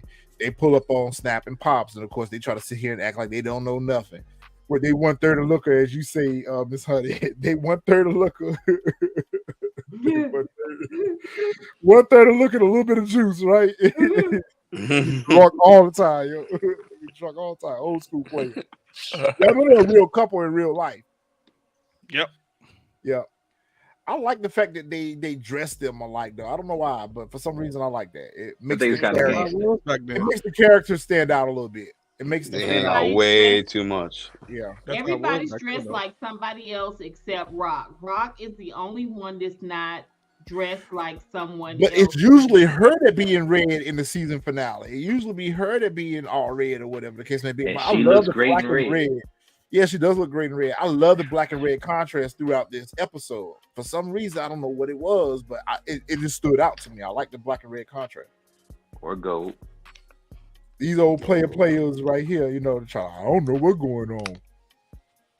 But Rock asked them how much to loot for. They basically say, you know, what does Ronnie want? Ronnie wants to connect and some money. And they were like 5. Marvin like, that cruddy ass nigga want 500 bands? Like, say what? Like, how do they always land on exactly what they want when they just say 5? I know it was like 50,000 or like 5,000. I would have been like 5,000. Cool, there you go. Okay, Rondo, I like that. Rondo says that the red represents bloodshed. I like that. Yep. That makes a lot. That makes a lot of sense. 5 bands. Who else thought that Snap and Pops created that number? Me. I do too. I definitely think that was created by them. I thought the fact that they knew meant they were in on it. That's what I was thinking. Right. Yep. The fact that they knew and they were able to conveniently relay that message to Rock that they were part of the setup. JSM. I didn't even think about that. Yeah, you're right. Wow, that's a good point. They were part of the setup. Mendices. Yep, he sure don't speak like that. Mendices. I just watched an interview with him the other night. Oh, I know some New Yorkers. A lot of them don't speak like Mendices. Mendices, yeah. All right, so it wasn't his mother. It was Rock. It was mother. Yeah, I still don't remember Rock. Mother. Yeah, MUVA mother. MUVA. Hey, she told Howard, like, Howard, look, I appreciate you on the assist or whatever. Hey, Snap told him, like, damn, you must be bad off of friends. You hanging with the police. Right. And I wonder why they didn't question her a little bit more about that. Like, why you got 5-0 here with us? Like, good point. Because you already know that Pop had already kind of, she was trying to put the pieces together about the whole DEF CON situation because she had mentioned before that, listen, we never seen DEF CON with nobody else but Rock or whatever. So I was hoping that they would have spent a little bit more time asking about Howard. Go ahead, Trace. You just made me think about something. But in season 4, when obviously everybody learns, because everybody has seen her with Howard, and now Howard is gone, I would think that it's automatically going to go back to Rock because that's the last person they seen her with. You know, they said she the Black Widow. She unalive every man that in her life. They don't know Rock's name. Yep. Griselda. Well, Griselda took out like 3 husbands. Yeah, she's the Black Griselda. She took out 3 husbands. It was Griselda. Yeah. All right, so they know what their assignment is. She pretty much told Howard, like, listen, you can't roll with me on this. I'll link up with you after the fact. And then once again, he uses the opportunity. This is what sealed his fate right here. He uses the opportunity to remind her that, listen, even though we gotta go handle this business, we still got another bigger problem that we need to handle. We need to pin this on somebody. She's like, all right, but there's still a price that needs to be paid. Yep, and you finna pay it. Monday.com is right in front of Marvin. He disrespectful AF. Yes, he is. I agree. He's disrespectful AF. That was so disrespectful. That's why you caught it. Yeah. You don't disrespect Marvin's good looks and charms and the way that he has rebounded. Okay, Pop. Okay, Pop. Go ahead, Miss Honey. Go ahead, Pop. Go ahead, Pop. It was disrespectful. Chocolatey and delicious, huh, Pop? Look, Marvin, Miss Honey, Marvin is a whole zaddy out here. Okay. Oh my God! Wow. Now here you go. Wow. Oh my God! Not zaddy. He's embracing it. Oh. Tony was very happy all the way up to the end. Tony was very happy. She brought back Tony. Oh wow! Oh my God! I mean, but Marvin has really been a writer. He's been a writer. This was disrespectful as hell. The way he did this, I mean, it just made so much sense looking back, seeing where the episode ended, that she would end him. Right? Because it makes perfect sense. You're disrespectful. You think I'm still the same chick you groomed. Right? You think my family's up for fodder? You think I'm finna trade my family in for you? Ninja, I tried to kill you. Shout out to Mr. Jackal. He pointed it out in my comments. He should have known because she tried to unalive him already. But at the same time, this is hubris. Thinking more of yourself than what you really are. You really thought you was gonna finesse this shit. You really thought you was gonna finesse Rock again, and we're not. Rock finesse you. Ugh. Yep. Facts. You said that with conviction. You want Howard out here. She gave her I can't stand the mediocre penis. I can't. I'm about tired of them showing us these commercials for the Army and Be All You Can Be. We get it. Like, they keep using this opportunity to plug that Jukebox is getting ready to go away to the Army. We got it. We got it the first time when she went down there for the physical. We got it. Like, this is. I feel like they're tricking us though. I think she's gonna go. You think she gonna go? Because remember she told Aisha, Aisha said you can get out of this, right? And she said I can. The reason why I feel like she's gonna go is because ultimately the reason why she's saying she's going, we saw that in OG Power. She changed her last name. We always wanted to know what made her change her last name from Thomas to Garner. So the fact that she's saying that her family is an impediment to her future, she want to put a little distance between her. So I feel for that reason she's gonna go. That doesn't mean she's gonna stay, but I feel like she's gonna go. At the same time, I feel like what flies in the face of your family more than you joining the ops, right? Like you joining the cops. And then also what helps your family more? You joining the cops.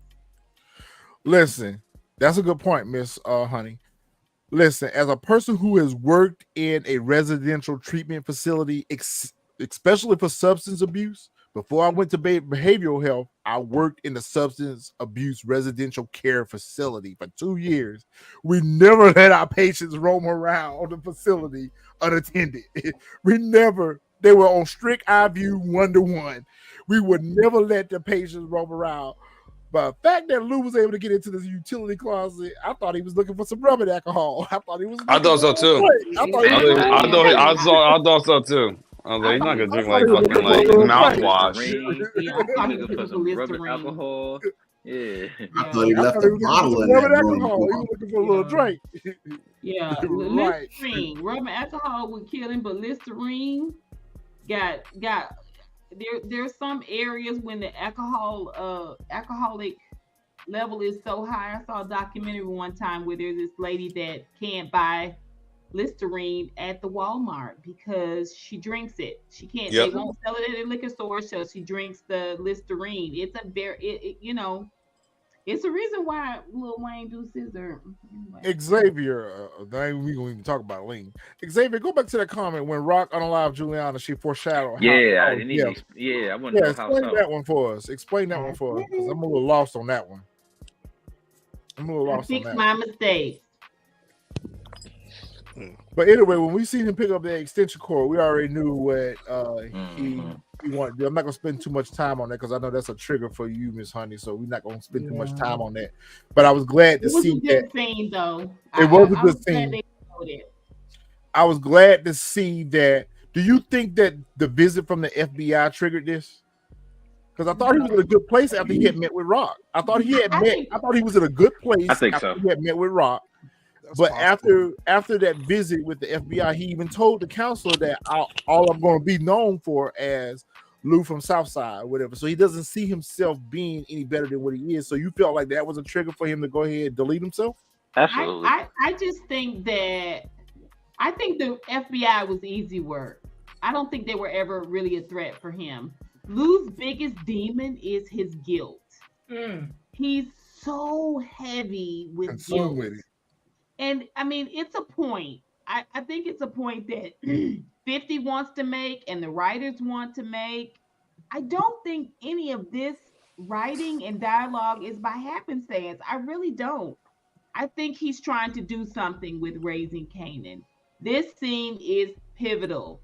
And you know it's pivotal because so many people dodge the conversation. They're dodging it, right? It's uncomfortable because either you or you've known somebody, remotely that have been in this position. There is a place where you can get in heaviness where you think this is a better option. It's uncomfortable. But it's true. Think about the things that he has done. Looking into the face of people that he looked out for, he cared for, and he ended them. Right? He's good point, Miss wearing Honey. this. What was you about to say, Treese? Go ahead, Treese. No, I was just and great points, Miss Honey. I was just gonna say that basically I feel like, and y'all know I don't really have this soft spot for Lou, even though they say he's a Pisces. But the point is that I just think he's been soft the whole season. So I don't think it was necessarily the cops. I think it could have been anything that would have been brought to him, and it would have put him in that space because he's just so damn emotional. That's why I felt. It was sad, but I just think that anything could have triggered him because he's just so fragile right now. That's true, but we also saw him that he was on the mend to recovery. So I'm just wondering what made him backslide. I'm just wondering what caused him to. Yeah. I mean, oftentimes people seem better before they move to this place. Right. And maybe this is what he needed to happen to realize that I need to move forward. So maybe the self-reflection of it in the mirror. That mirror was everything. That mirror saved his life. That was a powerful scene. Yeah. All right. Yeah. So Lou didn't delete himself. Damn it. Damn it. Damn it. What we talking about? I mean, but if we lose fame, because we might lose fame, what point do we have with Lou? Like, hold on a minute. I want to hit Xavier's comment real quick. She says she always fix my mistakes. I always go back. It's why I think she wanted to take out Howard from the beginning to punish Kanan. But keep in mind, she wanted to delete Howard in season 1. So that's always been in the back of her mind. That's always been in the back of her mind that she need to get him out the way. He was a liability. He knew he was a liability. He knew too much. Yeah. He was a loose end. Like, with that being the father with all the family issues that, all the family ongoing crime organization that he knew about, everything that he assisted, it was just way too much. And he wasn't gonna go down for nobody. He was like, it was pretty much sink or swim for him. And he was willing to throw anybody into that water as long as he don't sink. Good point. All right, so I feel like Pop pretty much gave Rock this idea to go to Stefano for help. When she dropped that nugget to him that he liked chocolate women, she knew automatically that she could use that to her advantage. That's why she went over there and got that money up out of him. She went over there and finessed him a little bit. She finessed him a little bit. She knew that she can go over there and get that $500. Damn, Rock. He didn't even let him smell it yet, and he gave her 500 bands. Damn, Rock. I mean, well, no comment. How much you think? They're looking like a ghost, and she's popping fantastic. So I mean, it's a no-brainer. Give it a $5K. How much y'all think that tax gonna be? $100K? So yeah, he definitely added points. The tax. Yeah, she got Rock taking that money straight back. She was like, "I don't want that big." Right, she took that money straight back. I don't need these taxes, right? She taking that money straight back. Don't mess with my 401k. When I realized Rock had the money, she didn't have it. She didn't have it liquid. Yeah, she didn't have Yeah, it she liquid. didn't have it in liquid cash because remember she said she got that house and she bought that storefront, so she ain't have it in liquid cash. So that's why she had to go to him to get that cash in the first place. All right, so Rock got her new whip. She's in the Forerunner now. She in the Forerunner. I thought that was a Land Cruiser.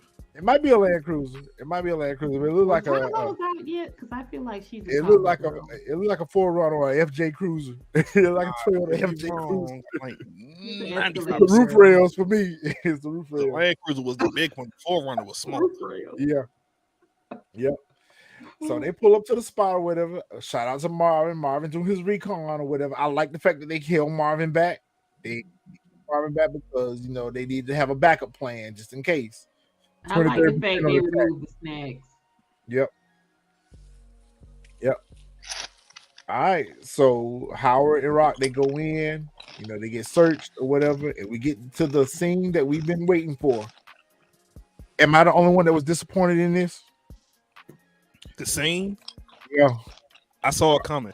That part, yes, but I wanted to get more out of it. I wanted to get the backstory. Of why he had this visceral hatred towards Rock. I really wanted to get that out, especially when he realized that Howard was Kanan's father. Right. I really wanted him to address some things. But I've told y'all the reason why. Scantless ass. Nobody listened. I told y'all why. Nobody listened though. Like everybody thought it was the whole and I still do. Ronnie and Def Con whole lover situation, when it was more so really it was the simple fact that if you saw in season 1, High Post and I think it was it High Post and Ronnie, they had that agreement. No, High Post and it was High Post and Ronnie. Yeah, High Post and Ronnie. Yeah, High Post and Ronnie had an agreement where it was supposed to be, they had the whole agreement. So Rock broke that agreement. So from right there, from jump, that's the hatred because I get it. Agreement. And ultimately, that's probably the backstory. But you can't deny the fact. That they planted the seed for us to latch on to that theory. Because when Pop confronted Ronnie and asked Ronnie had he ever been with a woman, right? And the fact that they had never seen DEF CON with nobody but Rock, and the fact that when they showed Ronnie up there in the club and he didn't want the women pressing on him, they planted the seed for us to feel like Ronnie might be left-handed too. Whatever. Not that it matters. Wasn't he about to get ready to smoke Juliana boots though? Nah, he didn't even open his mouth. He didn't even open his mouth when Juliana was kissing on him. He didn't even open his mouth. What are you talking about, yo? No. I thought he was about to get ready to smoke. He wasn't knocking no boots. He was just sitting there stiff. Yeah, he wasn't knocking Don't touch me. Don't touch me. Juliana was kissing concrete lips. I do want to see. I wish they would kissing a brick wall.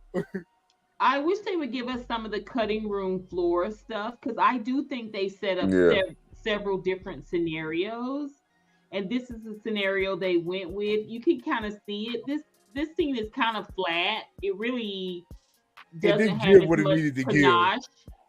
Yeah, I mean, it doesn't have as much panache and snazz as the previous episodes. I mean, Rock's shooting had more panache than this scene, but I think it probably was an option. It was an option. I think it's on the cutting room floor now. It's not up for discussion.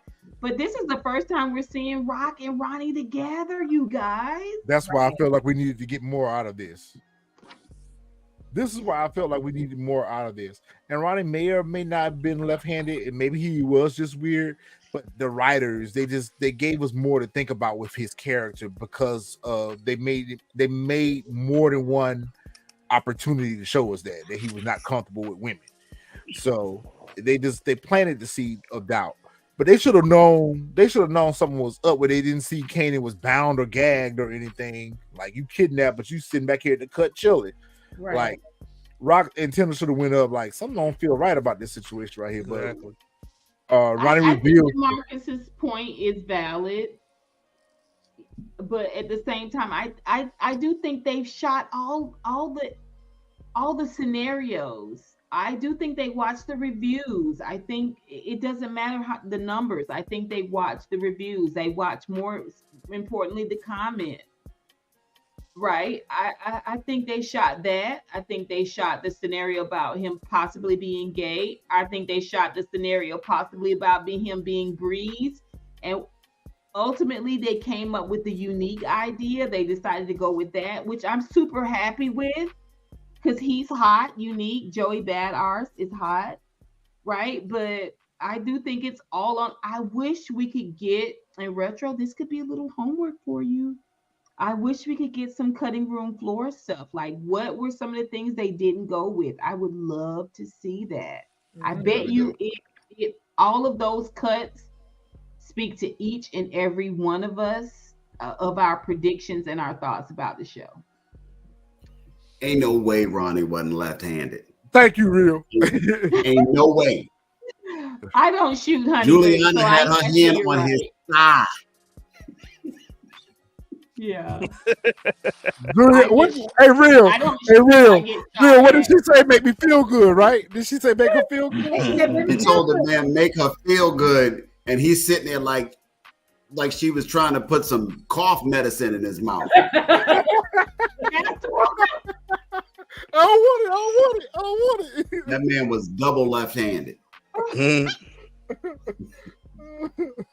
I knew you were gonna say that, Real, because you said it in your review. Double left-handed. Double. All right. So Ronnie pretty much reveals to Rock that he wants the connect and the business, and he didn't even want the money. He wanted, but isn't that what you in business for the money? But I guess I digress. Ronnie just wanted the street cred, I guess. And he was like, that's when they revealed that Kanan was part of the setup, and she looking at him like, huh? What I would have liked to see, who masterminded. I really would have liked to have seen the mastermind, because they're leaving us with thinking that Kanan masterminded all this. I would have loved to have seen Rock bid in on this too. Yep. Agreed. Yeah. Well, Kanan set his mama up or whatever. When she threw that bag down, and he told Ronnie, "You good? You can check it out." I said, "Yep, he up out of here. Mm-hmm. He up out of here. Delete it." I feel like they were together. Water turned off. Give him a headshot, but you should have did like your mama told you. Your mama trained you to give him 2 to the chest and 1 way he used to think. You didn't follow instructions, Kanan, but you got the job done this time. But remember, 2 to the chest, 1 way he used to think. But like the way Ronnie holding the gun is bothering me. Like he's definitely, the Wranglers throw it off. The Dungaroos. He doesn't have his the range. He doesn't have his good luck jacket on. This is the first time we don't see him in his good luck jacket. Either. The used joints, the damaged jeans, whatever. That Timex is what pisses me off. This is the first time if y'all looked at the prediction video, y'all will also see this is the first time we actually see that Ronnie changed. He ain't have on the same coat he had on with him. He ain't have on the same clothes, so he changed. But exactly, Mark, member only jacket. He doesn't have his big boy jacket on. He got on the member only jacket this time. But yeah, I saw it coming. I'm with Retro. I saw it coming. As soon as he said that, and them Reebok classics. I saw it coming. I was like, "Yep, he gone. It's a wrap. Out of here.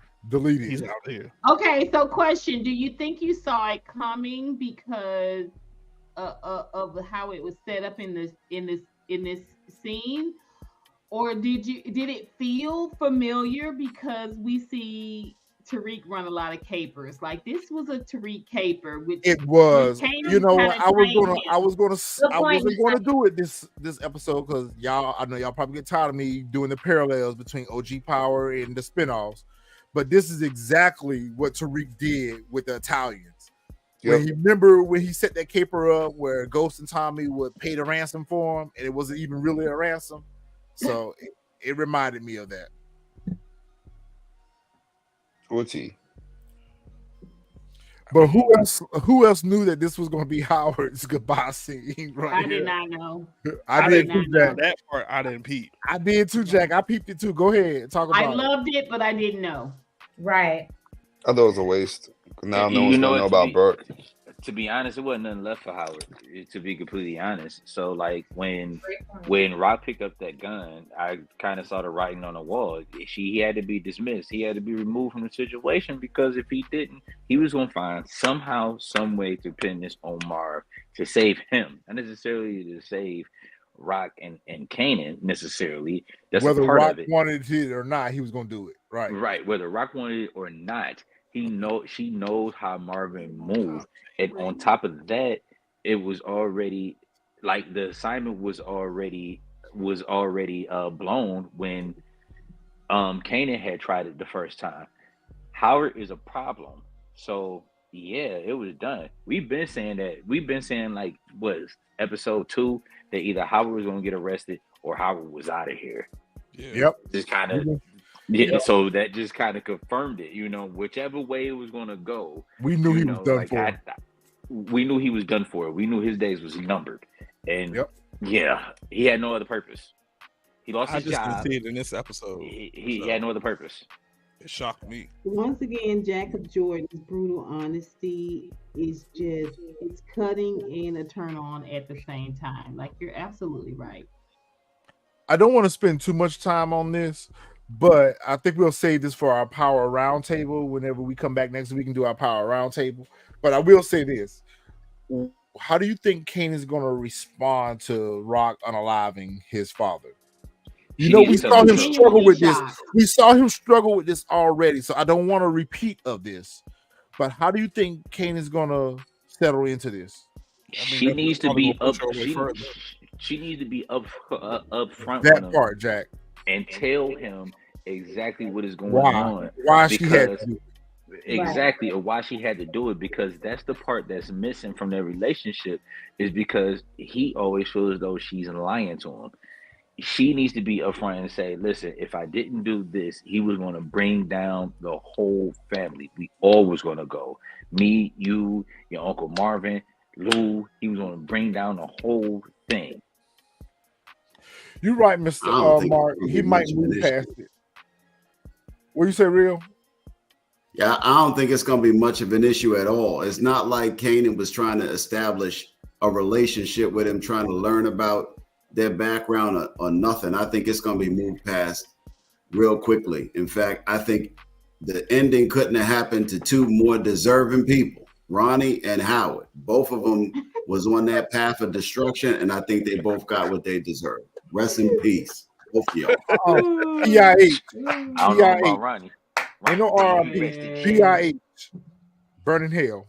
Both y'all are brutal. Yeah. Nah, Ronnie. I'm with y'all. They had to go. I'm with you, but it's still. I mean, Tough Titty said the kitty, but the milk tastes good, right? Like, what? Yeah, it's brutal.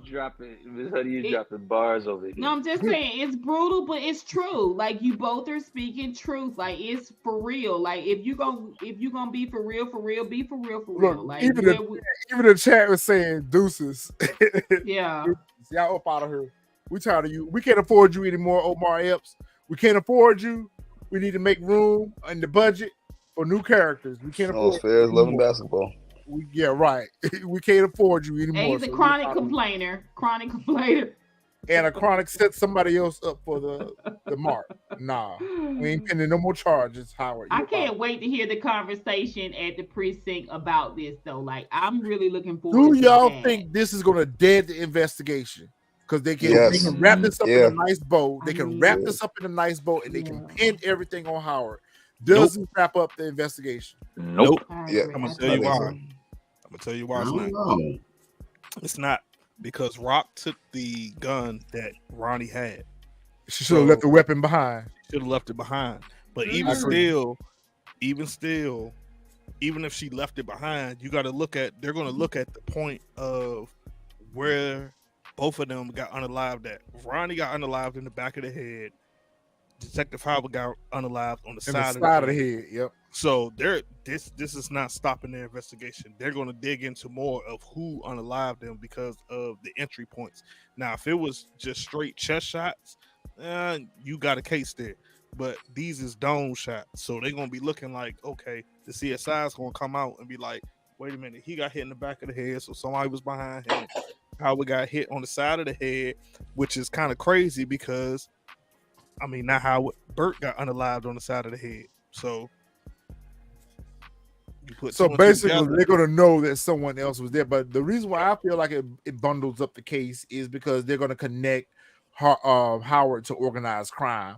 So they're just going to write it off as that, it was a hit out for him. Yeah, gang shooting or something like that. Yep. Yeah. All right. So Rock looked to Marvin. Marvin came in and cleaned up the rest of the mess. Marvin came through clutch, Miss Honey. Marvin came through clutch, cleaned up the rest of the mess. Rock looked at Kanan like, come on, you going with us. And she'll assert her authority over him. Yeah, they're going to definitely have questions about all these bodies here. So, yeah, they're going to have some questions about that now that I think about it. When I see them spread out like this, yeah, they're going to have some questions. Yeah. They're going to pin that on poor Marvin. Yeah, like Reservoir Dogs. Everybody need a Marvin on their team. We got a Marvin on our team. Okay. I love them knock knees. Them knock knees give me everything. Oh, my God, Miss Honey, we got a Marvin on our team.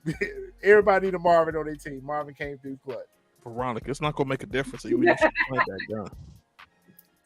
That gun need to stay there. Yeah, that gun is here when I knew somebody. That weapon needed to stay there. All the weapons need to stay there, right? I mean, hopefully she won't put it in a shoebox. It seems like she would have been smart enough to tell Kanan to get rid of his weapon too, but Kanan put his weapon back in his waist. Like, bruh. She probably will later on. Yep. All right, so they got that money. Yo, when I see the black Tims, like I was thinking the same thing. And the crazy part about it is I was wearing my black Tims yesterday. The black Tims. When I see the black Tims walk up, I say, unique. I can admit, I was dated wrong. a set of black Tims. I knew it. I knew it. I said my man Neek is here. Neek is here. Dirty boy. You're dirty boy. Day one. But knowing the interview now, I know that in a sense I was right. What's up with some of the internet thinking that this isn't unique? They're like, if it's unique, if unique is Breeze, I'm like, this oh my is God. Joey I don't even want to go down a rabbit hole. We'll save that next week for the power This is round. Joey Bars. Look at I'm them. sorry. Is unique Breeze or not? Nope. Yeah. Nope. No. Look at this No. dude. I think he's going to be working No. for Breeze. He's going to be working for Breeze. Nope. He's not Unique even is not Breeze. Unique is not First Breeze. of all, you're not gonna pivot like this. It's not healthy for you. I think it's going to be Not working for healthy for Breeze. you. You It's thought not. Ronnie was Breeze. Listen, I had my doubts. I did. And I did put my episode analysis. I did talk about like it was feeling like it, but not really, but no. I wasn't sure. But at the same time, go back. Remember, before Unique passed away, I said, y'all looking for Breeze. Here he is. I always thought Unique would make a great Breeze because how he was working with the Asians and how he was finessing everything and just how he was handling everything. It felt very breezy from what we knew about Breezy. Nah, Jay, From you what can't we be knew Breeze. about I'm Breeze. I'm Breeze. Planet Paperboy is Breeze. Breeze. We're gonna send Planet Paperboy to the casting call. Listen, you real. New York. You need to be at every casting call. You need to be at every casting call, Planet Paperboy. You Breeze. For real. I wish. For real. That'd be awesome. You Breeze. Yo, Okay, really? what are they gonna do with this character? I had came to the resolution that Unique was gone. I didn't like the fact that Ronnie had to be the one to do it, just like I didn't like the fact that Tariq took out Ghost. But I got past it. I got past us not having a character Unique. What do we need him for going forward? Okay, so to backtrack real quick, the reason why I don't feel that he is Breeze is because, for one, he already knew that Rock didn't want Kanan in the game. So if he becomes Breeze and tries to school Kanan, like that's you know what I'm saying? Like he already knew that Rock didn't want Kanan in the game. So what would be the point of him to be Breeze to school him to the game? But I think going forward, I think he is going to be some type of, I don't know, like, it's hard because I read the interview from the writer of the show, and he's saying it's going to be a different Unique. I don't know where it's going to be. And then you got to remember that in OG Power, they said that Unique was somebody who did the same thing over and over and over again. So, I mean, with this line in his head, clearly that he's had his head bashed in. He got stitches or something. He got half his eye open. He got the other eye open. Like, I don't think this is Breeze at all. I agree with that theory, and I want to just add a little bit to that. I'll say that in OG Power, when they described Breeze, I would have felt like Kanan would have said Breeze used to be Unique, but then he turned into Breeze or whatever. I feel like we would have gotten a backstory in OG Power about this character turning into a Breeze. But here, I'm gonna throw one out at you, and I'm gonna let the rest of the panel speak. I'm gonna throw one at y'all. What if Unique becomes the new Ronnie? That's possible. We're gonna get a different, crazy version. What if we get the new Ronnie in Unique? That's possible. All right, panel, sound off. What y'all got? I agree. You mean for season 4? Yep. Yeah. I think they're going to have too much to deal with Snaps and Pop for season 4. Unless he connecting with Snaps and Pop somehow. I don't know. I think Unique might be in the background. I don't know about the whole Breeze connection, but I don't see him being the next Ronnie, though. Do you think he's Breeze? I don't think so, but I don't know enough to put that together like, folks are putting that together. I don't think so. I agree. All right, Tree, sound off because it's your boy right here. So I'm gonna give you your time to shine. This is your boy right here. So I'm gonna have to. I think Real made good points. I don't know. I mean, obviously, we share stuff in the background. I think that next season is gonna be more focused on like how we got him back, right? And then writing that storyline. But I'm kind of with Real, like, as far as like the rest of the storyline continuing, I'm not really sure what Meek is gonna do. But it's okay. We here for him and we support it. So Facts. I don't think that Unique is Breeze either. I just Plain Paper Boy, what's your thoughts? Although when I saw him, it was dope because I knew that he wasn't gone, but I don't understand why they brought him back the way they did. In my opinion, I would have maybe had him not know who would have killed him. So at least when he came back, he could have been like, they could have been like convincing him that his brother killed him. Like, nah, my brother would never do that. And they could have like kind of played that whole revenge kind of thing with him and Rock because they already had like sex or whatever. So they could have played that whole romance dynamic, them going back and forth. But him knowing that Ronnie did it, I don't know why he would be mad. I don't know. It's just weird how they brought him back. I don't know what he would do now at this point. Miss Honey, I already know what your thoughts are, but go ahead. So I think Breeze is 50 Cent. I don't think Kanan is 50 Cent. I think Breeze is ultimately 50 Cent. And so that's why I think that Unique is Breeze, right? Because I think through Breeze, 50 Cent himself is projecting, right? Like none of us have taken a metal pipe to the head, right? And crawled out of a ditch and survived being, brained by our brother, right? Like we don't know what that recovery looks like. We don't know how that changes a person being bashed about the face and the forehead. I mean, clearly he's lost the eye. He's one big eye, one little eye, and he's got this scar. Like he's probably been watching them for a minute. Shout out to Mr. Jackal who kind of pulled it out of me. I think he's been watching for a while. Like they've been 2 weeking us 2 weeks. They've been dropping this 2-week dialogue. It was 2 weeks ago. It was 2 weeks ago. 2 weeks. So in theory, he's been gone like a month and a half, really. For the last 2 weeks, month of recovery, the last 2 weeks, he could have been watching the whole thing unfold. Like, it is the way they're setting it up, he would be the perfect Breeze. And again, none of us taking a metal pipe to the head. He could be a completely different person. We are thinking about unique. He's got unique space. It don't mean that he's unique anymore. And that is, to me, is just a world of opportunity for season 4. Well, we do know he's not the same unique. Yeah, we know he's not gonna be the same unique. Where my girl at? My girl right here, Jay. Jay, you be on point. Mac Wild, I have said this since last season. I've said this since season 1. I wanted to see Mac Wiles in this installment of Power. I loved him in The Wire. He was great as Michael. He would be the perfect Breeze. He would be the perfect character to play Breeze.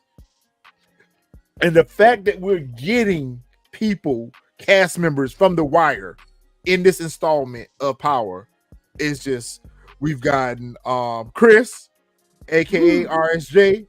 Yep. We have gotten Wendell Pierce, aka Snaps. It would be a perfect transition. Yep. Like either him or Bodie. Him or We Bodie. also got the D'Angelo Barksdale too at one point. Would be the perfect Breeze. Okay. I just know if they bring Unique back, it would be great to see him in some more of those Dapper Dan outfits from the 90s back in the day. Them outfits was fly, them coats. Yeah. Custom Dapper Dans, but you know, he don't look like he gonna be in no Dapper Dans now the way he looking constructed. Yeah, I don't think he gonna dress like that anymore. Nah. I think that's done. I'm about to send Planet Paperboy down to the leather closet and get me one of them coats. I need one of them coats. I be looking at him all the time on IG, yo. I want me one of them coats. I love my coats. The Queen spot or the Manhattan spot? I don't care either one. I'm familiar. I'm up here. All right, but I'm going to send you down there too. Then another reason why I don't think Unique is Breeze, because remember, I can't think of her name. Courtney Kemp said that Breeze was a character that we've never seen before.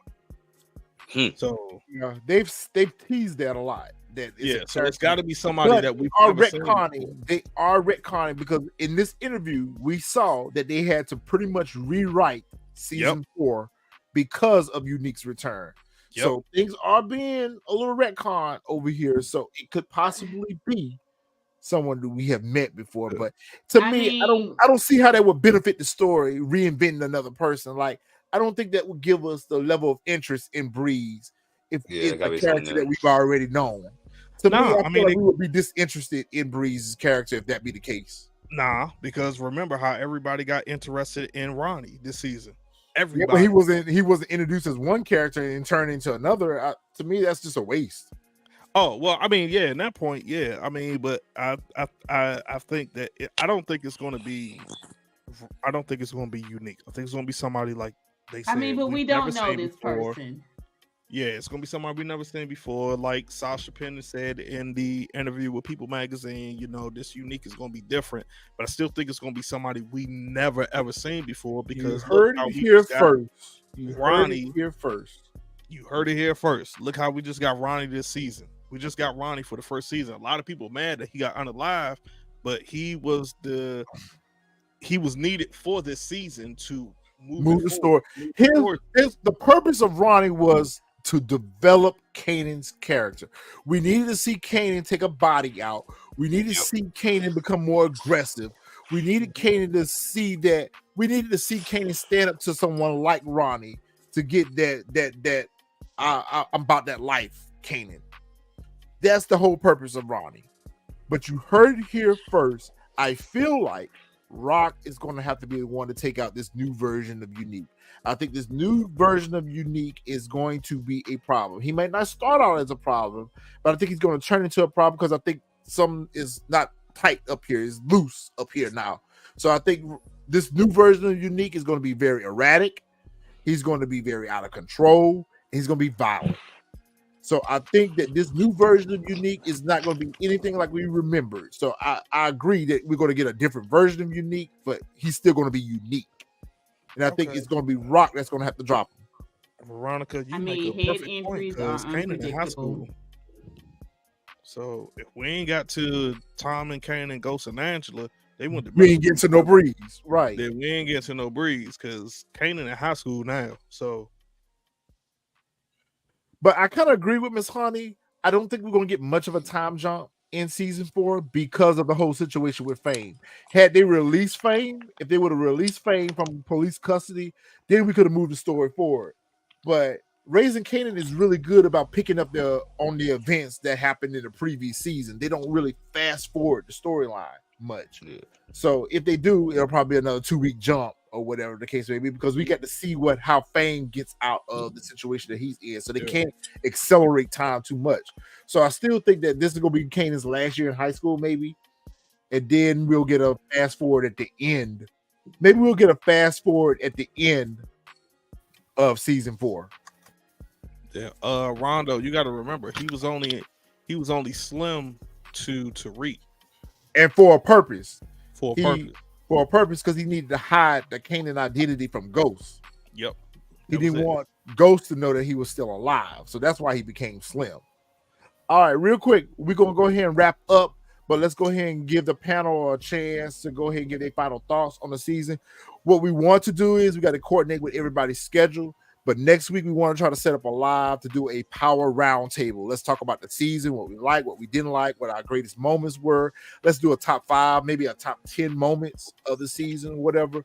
So I don't want to spend too much time talking about the overall season, but what were your thoughts on the season finale? What could have been done better, or what y'all would have liked to see? And then we're going to wrap up. Best season this far, hands down. Agreed. My favorite season too.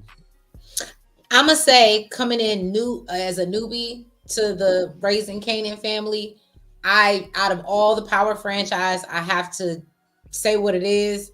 I'm not gonna say it's better than the Power, but y'all, I'm still a little salty at Tariq. But Raising Kanan is definitely me and you on point.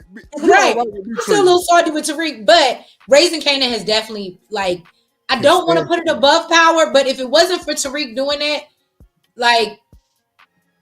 I think it's my favorite. It gets straight into the point, and I like how they just get to the storyline. It's not too much. I really liked it. I'm here for it. Yeah, I agree. Growing up in that time period, being in late teens, early 20s, and that's my era. I think they have captured it very well.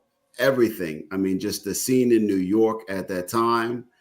The clothing, the talk, the jewelry, the scenario, just everything, the drug trade. I think it was really good. I think the cast is much better than Force and Ghost. Yes, God. I love Ghost. I love Force. I love Power, but it's just something about Raising Kanan that just kind of hits home for me. Because the acting is good. It's authentic. It takes me back to New York undercover days. It takes me back to New York undercover days. 21 Jump It's a perfect Street. depiction of New York in the 90s. It's a perfect characterization of what we would expect to watch the show like that in that time. I think it's also because it's a flashback. Like Force and Book 2 are like moving forward. They're like almost futuristic, especially with Ghost Power. Yeah, they're just like the additions of the OG Power. So it's like we're just watching newer episodes of the OG Power where Raising Kanan is taking us all the way back to the beginning. But I think it's more so it's the what you call it, nostalgia, because that's why I love Raising Kanan. Because like I said, seeing Lou drive around that in that Accurate Legend, that's a dream car right there. So that's I'm gonna get me one. But every time I see it, it's the nostalgia for Raising Kanan for me. Yes, guys, in the chat, I agree with you all. It's not better than OG Power, but for the story that they're trying to tell, for the time that they're trying to tell, it is. Because after season 4 of Power, it started getting a little bit frustrating for us because of where they were going with the writing. I don't like what they did with Tasha's character. I don't like what they did with Tariq's character. If they would have wrapped up that show better with Tasha and Tariq's character arc, then Power would be the GOAT all the way. Power is what's got us to where we are right now. So for that, it's always going to wear the crown jewel of the Power universe. However, in this era, in this time, in this day and time, it's the flagship right now because we're not this excited about Force. We don't get this excited about Book 2 or whatever. Book 2 is only good because of its star power that it has. It's the new version of Empire. It's the new version of Empire. Last season was good though, bro. You got the last season was good. It was good, but I need them to. It's a little unrealistic. I don't know who said that. I don't know if it was Planet Paperboy Real. Somebody I was talking to earlier today said it is unrealistic. It is, but it's getting a little unrealistic, especially with Tariq always coming out on top. So I like the fact how they ended Ghost with Tariq being up against a wall because it's time for him to be faced with the challenges based off of his own decision making. So I think for that reason, right there, it's all good for me. I mean, Raising Kanan is the best for me, you know. Especially for us because we like that 90s feel. You know, we still try to incorporate that in our wardrobe. We still try to incorporate that in our sneaker collection or whatever. So the fact that we can go tap back into the teenage years, being in high school in 1995 or whatever, it just makes me feel connected to an important part of my life. I hope so too, Black Clips. Watch us. Matter of fact, Demo, tell them folks, holla at us. I already told Demo got an assignment. Demo's supposed to be sending us those Raising Kanan hats and hoodies. Demo, I'm gonna hit your DM after this because I need that Raising Kanan gear to represent. Listen, don't lose your good job, Demo. Don't lose your good job. I didn't say he had to go steal it. I didn't say he had to go steal it. I didn't say he had to go steal it. I'm gonna pay for it. No, don't steal it, but don't let them. Don't let them. You know what I'm saying? Don't let these. Hey, but shout out that Demo made it out this season, though. Demo made it out this season, yo. I thought, I was a little worried about Demo, but I really want to see more Marvin and Demo capers because I really like that. That's like a little side Grand Theft Auto side mission with Marvin and Demo. Demo is the one. James, we don't know. Demo is Jimmy the one Jones. That dropped Rock's name. Remember? I want to say it's Pernessa. Me and Really were talking about this earlier. We were talking about this earlier. We felt like Pernessa was going over there and getting stuff. Because she kept going back over there. I feel like Pernessa may have been, caring for him. Maybe he was hiding out over at her mama's house or whatever. They're gonna show us. They're gonna show us. Yeah. I feel like those first 2 episodes of season 4, we're gonna get that. We're gonna get that backstory. We're gonna get all our answers. Yeah, we're gonna get that backstory. All right, so real quick, let's go ahead and wrap up. First of all, make sure everyone is following Grown Man Talking with Real. Y'all go ahead and drop y'all links to y'all YouTube channels in the comments so everyone can go ahead and follow y'all channels. Y'all, this is a part of the TSF extended family. Y'all gonna see more of them on the channel. We're gonna get together and do a power roundtable. So y'all make sure y'all plug y'all social media and plug y'all channels in so we can get everyone to follow you guys. Tell them what y'all got going on. What shows y'all reviewing? Are we taking turns or I can go first. Go ahead. Go ahead.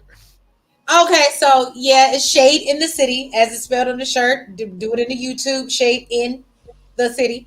But no, just want to thank you guys for bringing us on your platform. We absolutely love you guys. We definitely need to be in the writer's room, especially y'all.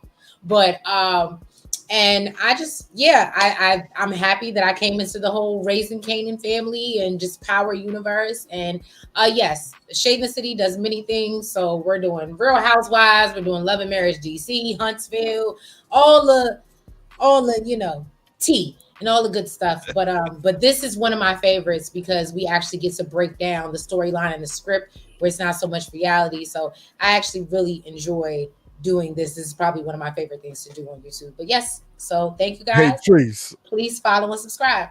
Hey, Trees, can you explain to us the significance of the unique picture? So y'all know. Okay, so what happened was when we was doing Raising Kanan and when we lost Unique, I was so hurt. So it actually has dates on it, if you can see, because we thought he was gone. And I saw this on, so this is how passionate I am about this show. I saw it on YouTube or like Instagram or something, and I screenshotted it and took it to CVS and printed it out and put it in the frame because I love Joey good looking ass just that much. Yeah, that's hilarious. Real, you up next, bro. Tell about what you got going on your channel. Yeah, I mean, I'm still kind of new to being a YouTuber. You know, I watch a lot of these shows, a lot of crime shows, and so I just kind of recap. I drink as I do my recaps. I put a little humor in my recap. So I'm just trying to wrap up the season. I will be doing Ghost, and I have some out there with Force and some other items out there, The Shy. So, you know, just check my recaps. I appreciate being on the show tonight. I appreciate what y'all do. Thank you. Appreciate being part of the extended family and looking forward to connecting with y'all and vibing more. Is anyone, Teresa, are y'all doing BMF? Is anyone else doing BMF? We're going to do, the subscribers demanded BMF. So I literally started watching it last night after I watched this. Okay. Miss Honey, go ahead and tell them about what you got going on your channel. So most of you guys know me already, Miss Honey. You guys know I do show reviews, and it really is just about what I feel. I just have to put my feelings out there more. I'm kind of under construction right now, but you guys, I found out I'm not monetized. Completely happenstance. Obviously, I'm filthy rich, so I didn't notice, but that's our goal for 2024 to get all these channels monetized. We're gonna get that is our goal. We're gonna get these subscribers up, and we're gonna get this speak it into existence, sir. Yes. It's monetized for a long time. I mean, I got my car note, you know, pretty much every month, but for some reason they changed the rules, but it's fine, whatever. The goal is to put more content out and to get more exposure. That really is the currency right now. Just is to put as much content out as possible. So you guys check my channel out. What I'm known for is going in a little deeper, like let's talk about it, right? And what I appreciate is the subscribers, the people in this chat, the people in the comments that really, you guys, that give me just like a different perspective to think about things, because all sense is not in one head. Like, I really enjoy being a part of this community. Like, you guys have just really broadened my mind. This is my favorite leg of the franchise. Believe it or not, the original Power is not. And a lot of people talk about maybe they'll bring Ghost back. I don't think 50 Cent is gonna do it twice. He's not gonna bring somebody back from the dead twice. Right. So for me, I'm holding on to Raising Kanan because it's my meat. In the meat and potatoes, it's my meat. Like, I love this show. So you guys can depend on me for season 4, and you can depend on me to be here on the panel for season 4. I'm looking forward to it. And please keep the comments coming. You guys keep this show on fire. It's everything. That is correct. What you got going on your channel? Me, same old. You know, I do sneaker reviews. I got the Black Cement 4s that just coming out soon. I play a lot of video games. Oh, thank you. Well, this is black and red. This is blue and black, but kind of matches it though. But I ain't gonna take that away from you. But yeah, I just try to, you know, do fun stuff like I do. I do PlayStation reviews, movie reviews. I'm obsessed with every Power that's out. I even like Force. I thought Force was the weakest one. Raising Kanan is the strongest one, but I do like Power with Tariq because I want to see Tariq get clipped. So I gotta stick with that just to see that happen. Right. Just to see that happen. Right. Just to see that happen. I need to see Tariq go. I need to see Tariq go the same way he did his daddy. Yeah. I gotta stick with that one. He gotta catch one. Do y'all think this is the last season of Ghost? Nah, I think we're gonna get one more. Oh yeah, most definitely. I think we'll get at least a 5, and then that's probably gonna be the last season. No, yeah. God, They're still making money off that, so they'd be dumb to stop it right now. They still got and I think they're filming right now, if I'm not mistaken. No, they're finished filming. They're finished. Oh, they're finished. Yeah, they're finished. I wouldn't be mad at them phasing out the Tariq's 2, and I wouldn't be mad at them phasing out Power and just focusing everything on raising Kanan. Like it is the. I want 2-Bit to come back, man. That's what I want 2-Bit to come back, man. I like 2-Bit, man. They need to bring 2-Bit on something. The only reason I don't see that is because Kanan is third in viewership. You got Book 2, then you got Force, then you got Kanan, then you got BMF. So Book 2 gets a lot of viewers, don't they? So fresh your high. And can I just ask the panel? Let's just keep it real for a second. We all love Power, but can I be honest? Is Force not the weakest of them all? 100%. 100%. CJ is the only one that like it. CJ is the only one that like. That's like the last season started getting a little bit good, but that first season was trash. That last season that first season was horrible. Planet Paperboy, we didn't even. I feel so bad. We didn't even finish the first season of Force. That's how disappointed we were. You didn't miss anything. So my whole thing is like I was telling Nels last night. I feel like the reason why Ghost and Raising Kanan are good because of the supporting cast, the people that are around them. We are literally dependent on Tommy in Force, and I think that's why it's the whole show. Not as good. Yep. Yeah. The whole show. He's a good killer, but he's not a good person just to drive the whole show. Right, good, right. He's not a good show carrier. No. He's a good character. I like him though, but he just can't do it by himself. I don't know. And I thought the last episode was the best because of the way they cliffhangered it, but that was the one time I was like, all right, it might be a little bit good. I really don't want to go down this rabbit hole. I'll just say this. If they are going to bring back Ghost, they need to bring him back in Force. If they're going to bring back Ghost, but how though? How would he bring? How though? Shit, how the hell did they bring Unique back this while ago? Because they didn't show a body though. They didn't show a body. They didn't show Ghost either. 50 would never do it twice. He would never do it. I guess you're right. On bringing you're right. major characters back. You won't because Force. See what's keeping Book 2 going is because you got Tasha over there. You've had carryover characters from OG Power. You don't have that over there in Force other than Tommy, and it was stupid for them to get rid of Liliana. They should have kept Liliana around. It was dumb. I thought they were gonna bring 2-Bit back in Force because Tommy's so cool with 2-Bit. They still got a really good relationship. About 2-Bit. 2-Bit was whack when he was on Power. I don't know, but I like 2-Bit. He be going hard for some reason. I was like, he be going hard for no reason. Like he mad 2-Bit, extra. man. Listen, when he stopped dropping the D off in Courtney Kemp, that was it for him. That was it. 2-Bit is nothing without what's the dude?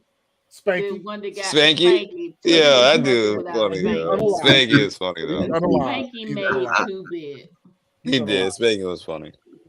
I did Ghost. If it wasn't for Mary J and Kane, I probably would put Ghost as the third. Like I like Kane. I like Kane too. I like Kane a lot too, though. Kane is good. Hold I feel on. like they're on their end. You think Mary J is like a lead character because no, it's just her star power. It's just her fan base that she brings to the show. It's not her acting. what she represents. Okay, because I was like, it's not the acting. It's not the. Please, let's not say that. Let's not say that. It's Mary J. And folks. It's like a rock. It's like a strong female character in there in the game. Kane really does it for me. I mean, Kane is like a lot of my people, my friends. It's just Kane. Kane is the guy for me in Ghost. But I feel like Ghost is. I agree with you on that. I feel like Ghost is on his last leg because there's not much more for the story to go. There's not much direction for the story to go. Yeah, that's kind of good point. All right, y'all. I dropped the channels in the chat. I've dropped all the channels in the chat. Y'all make sure y'all go and subscribe to these channels. This is the TSF Extended Network. Y'all will see them tagged at the bottom of our page on our YouTube channel. This is our fam over here. So we got to get them monetized. We got to get these subscribers up. We got to work on that. So let's make sure that we support the fam as well. All right. Any last comments before we break out? Thank you for having me. That's all. Thank you for having me, and thank you for reviewing every week, man. Like I look forward to this every Sunday. I hope to do the same when the new show pops off. So thank you. We appreciate y'all having us, and for the first time, y'all, we will be doing BMF. DJ Fresh or Highness is going to be leading the charge on the BMF fan. So all of y'all BMF is not my cup of tea, but DJ. I'm gonna try to get into it. I don't like it either, but I'm gonna try to get into it either. I never even watched this. I'm gonna try to get into it too. I might ride with him. I can't let my bro B out here, but I think Really B is gonna do BMF with him. So maybe we can get Shade in the City over here with DJ Fresh, do a little bit of BMF, but not my cup of tea. But I might try to sit there. Look, let me tell y'all. I tried to watch it in the airport, right? and I fell asleep. So I did too. Gotta do BMF. We really need to get back and talk about this Griselda show on Netflix. Yes, can we do that together? Can we do a review for Griselda? Because that's I love stuff like that, like crime, history. I need to go back and watch the last 2 episodes, but they're saying something about Cocaine Cowboy on Tubi. That show is trash. Oh wow! On Cocaine, I don't even know what that is. Cocaine Cowboy was trash. No, oh my bad, Retro. Cocaine Cowboy wasn't trash. That Griselda series was trash. No, I don't like how they depicted her. Now, the real Griselda, wasn't she like a little heavy set? Was she a little bit heavy set? She was. I don't like how they characterize her. Not to get on track. We're still on Razor Kanan. I'll just say this. The reason why I say this is because if you know the real story of Griselda, you know they missed so much. They fast forwarded so much. Netflix does that though. When they do their adaptations, they do that. They leave out a lot of stuff. For me, it was trash. But when we do the review, y'all will hear why I say it was trash. All right, so we'll get in the comment, y'all, and we'll put a timeline together. We might can do that in like the next couple of weeks or so. We can go ahead and get out here and do that. All right, so y'all know what we do over here. We do the Power Universe over here. We're gonna come back hopefully next week and do the Power Roundtable. We're gonna come back and do some character breakdowns, and we might go ahead. We've been talking about doing retro reviews of OG Power, so we might get out here and do some of that as well. So we got a lot of things coming. We're gonna get back on our true crime as well. For those of you who like true crime, we do that as well. So we'll get back out here and put some things out here for y'all in the network. Make sure y'all go ahead and follow our fam.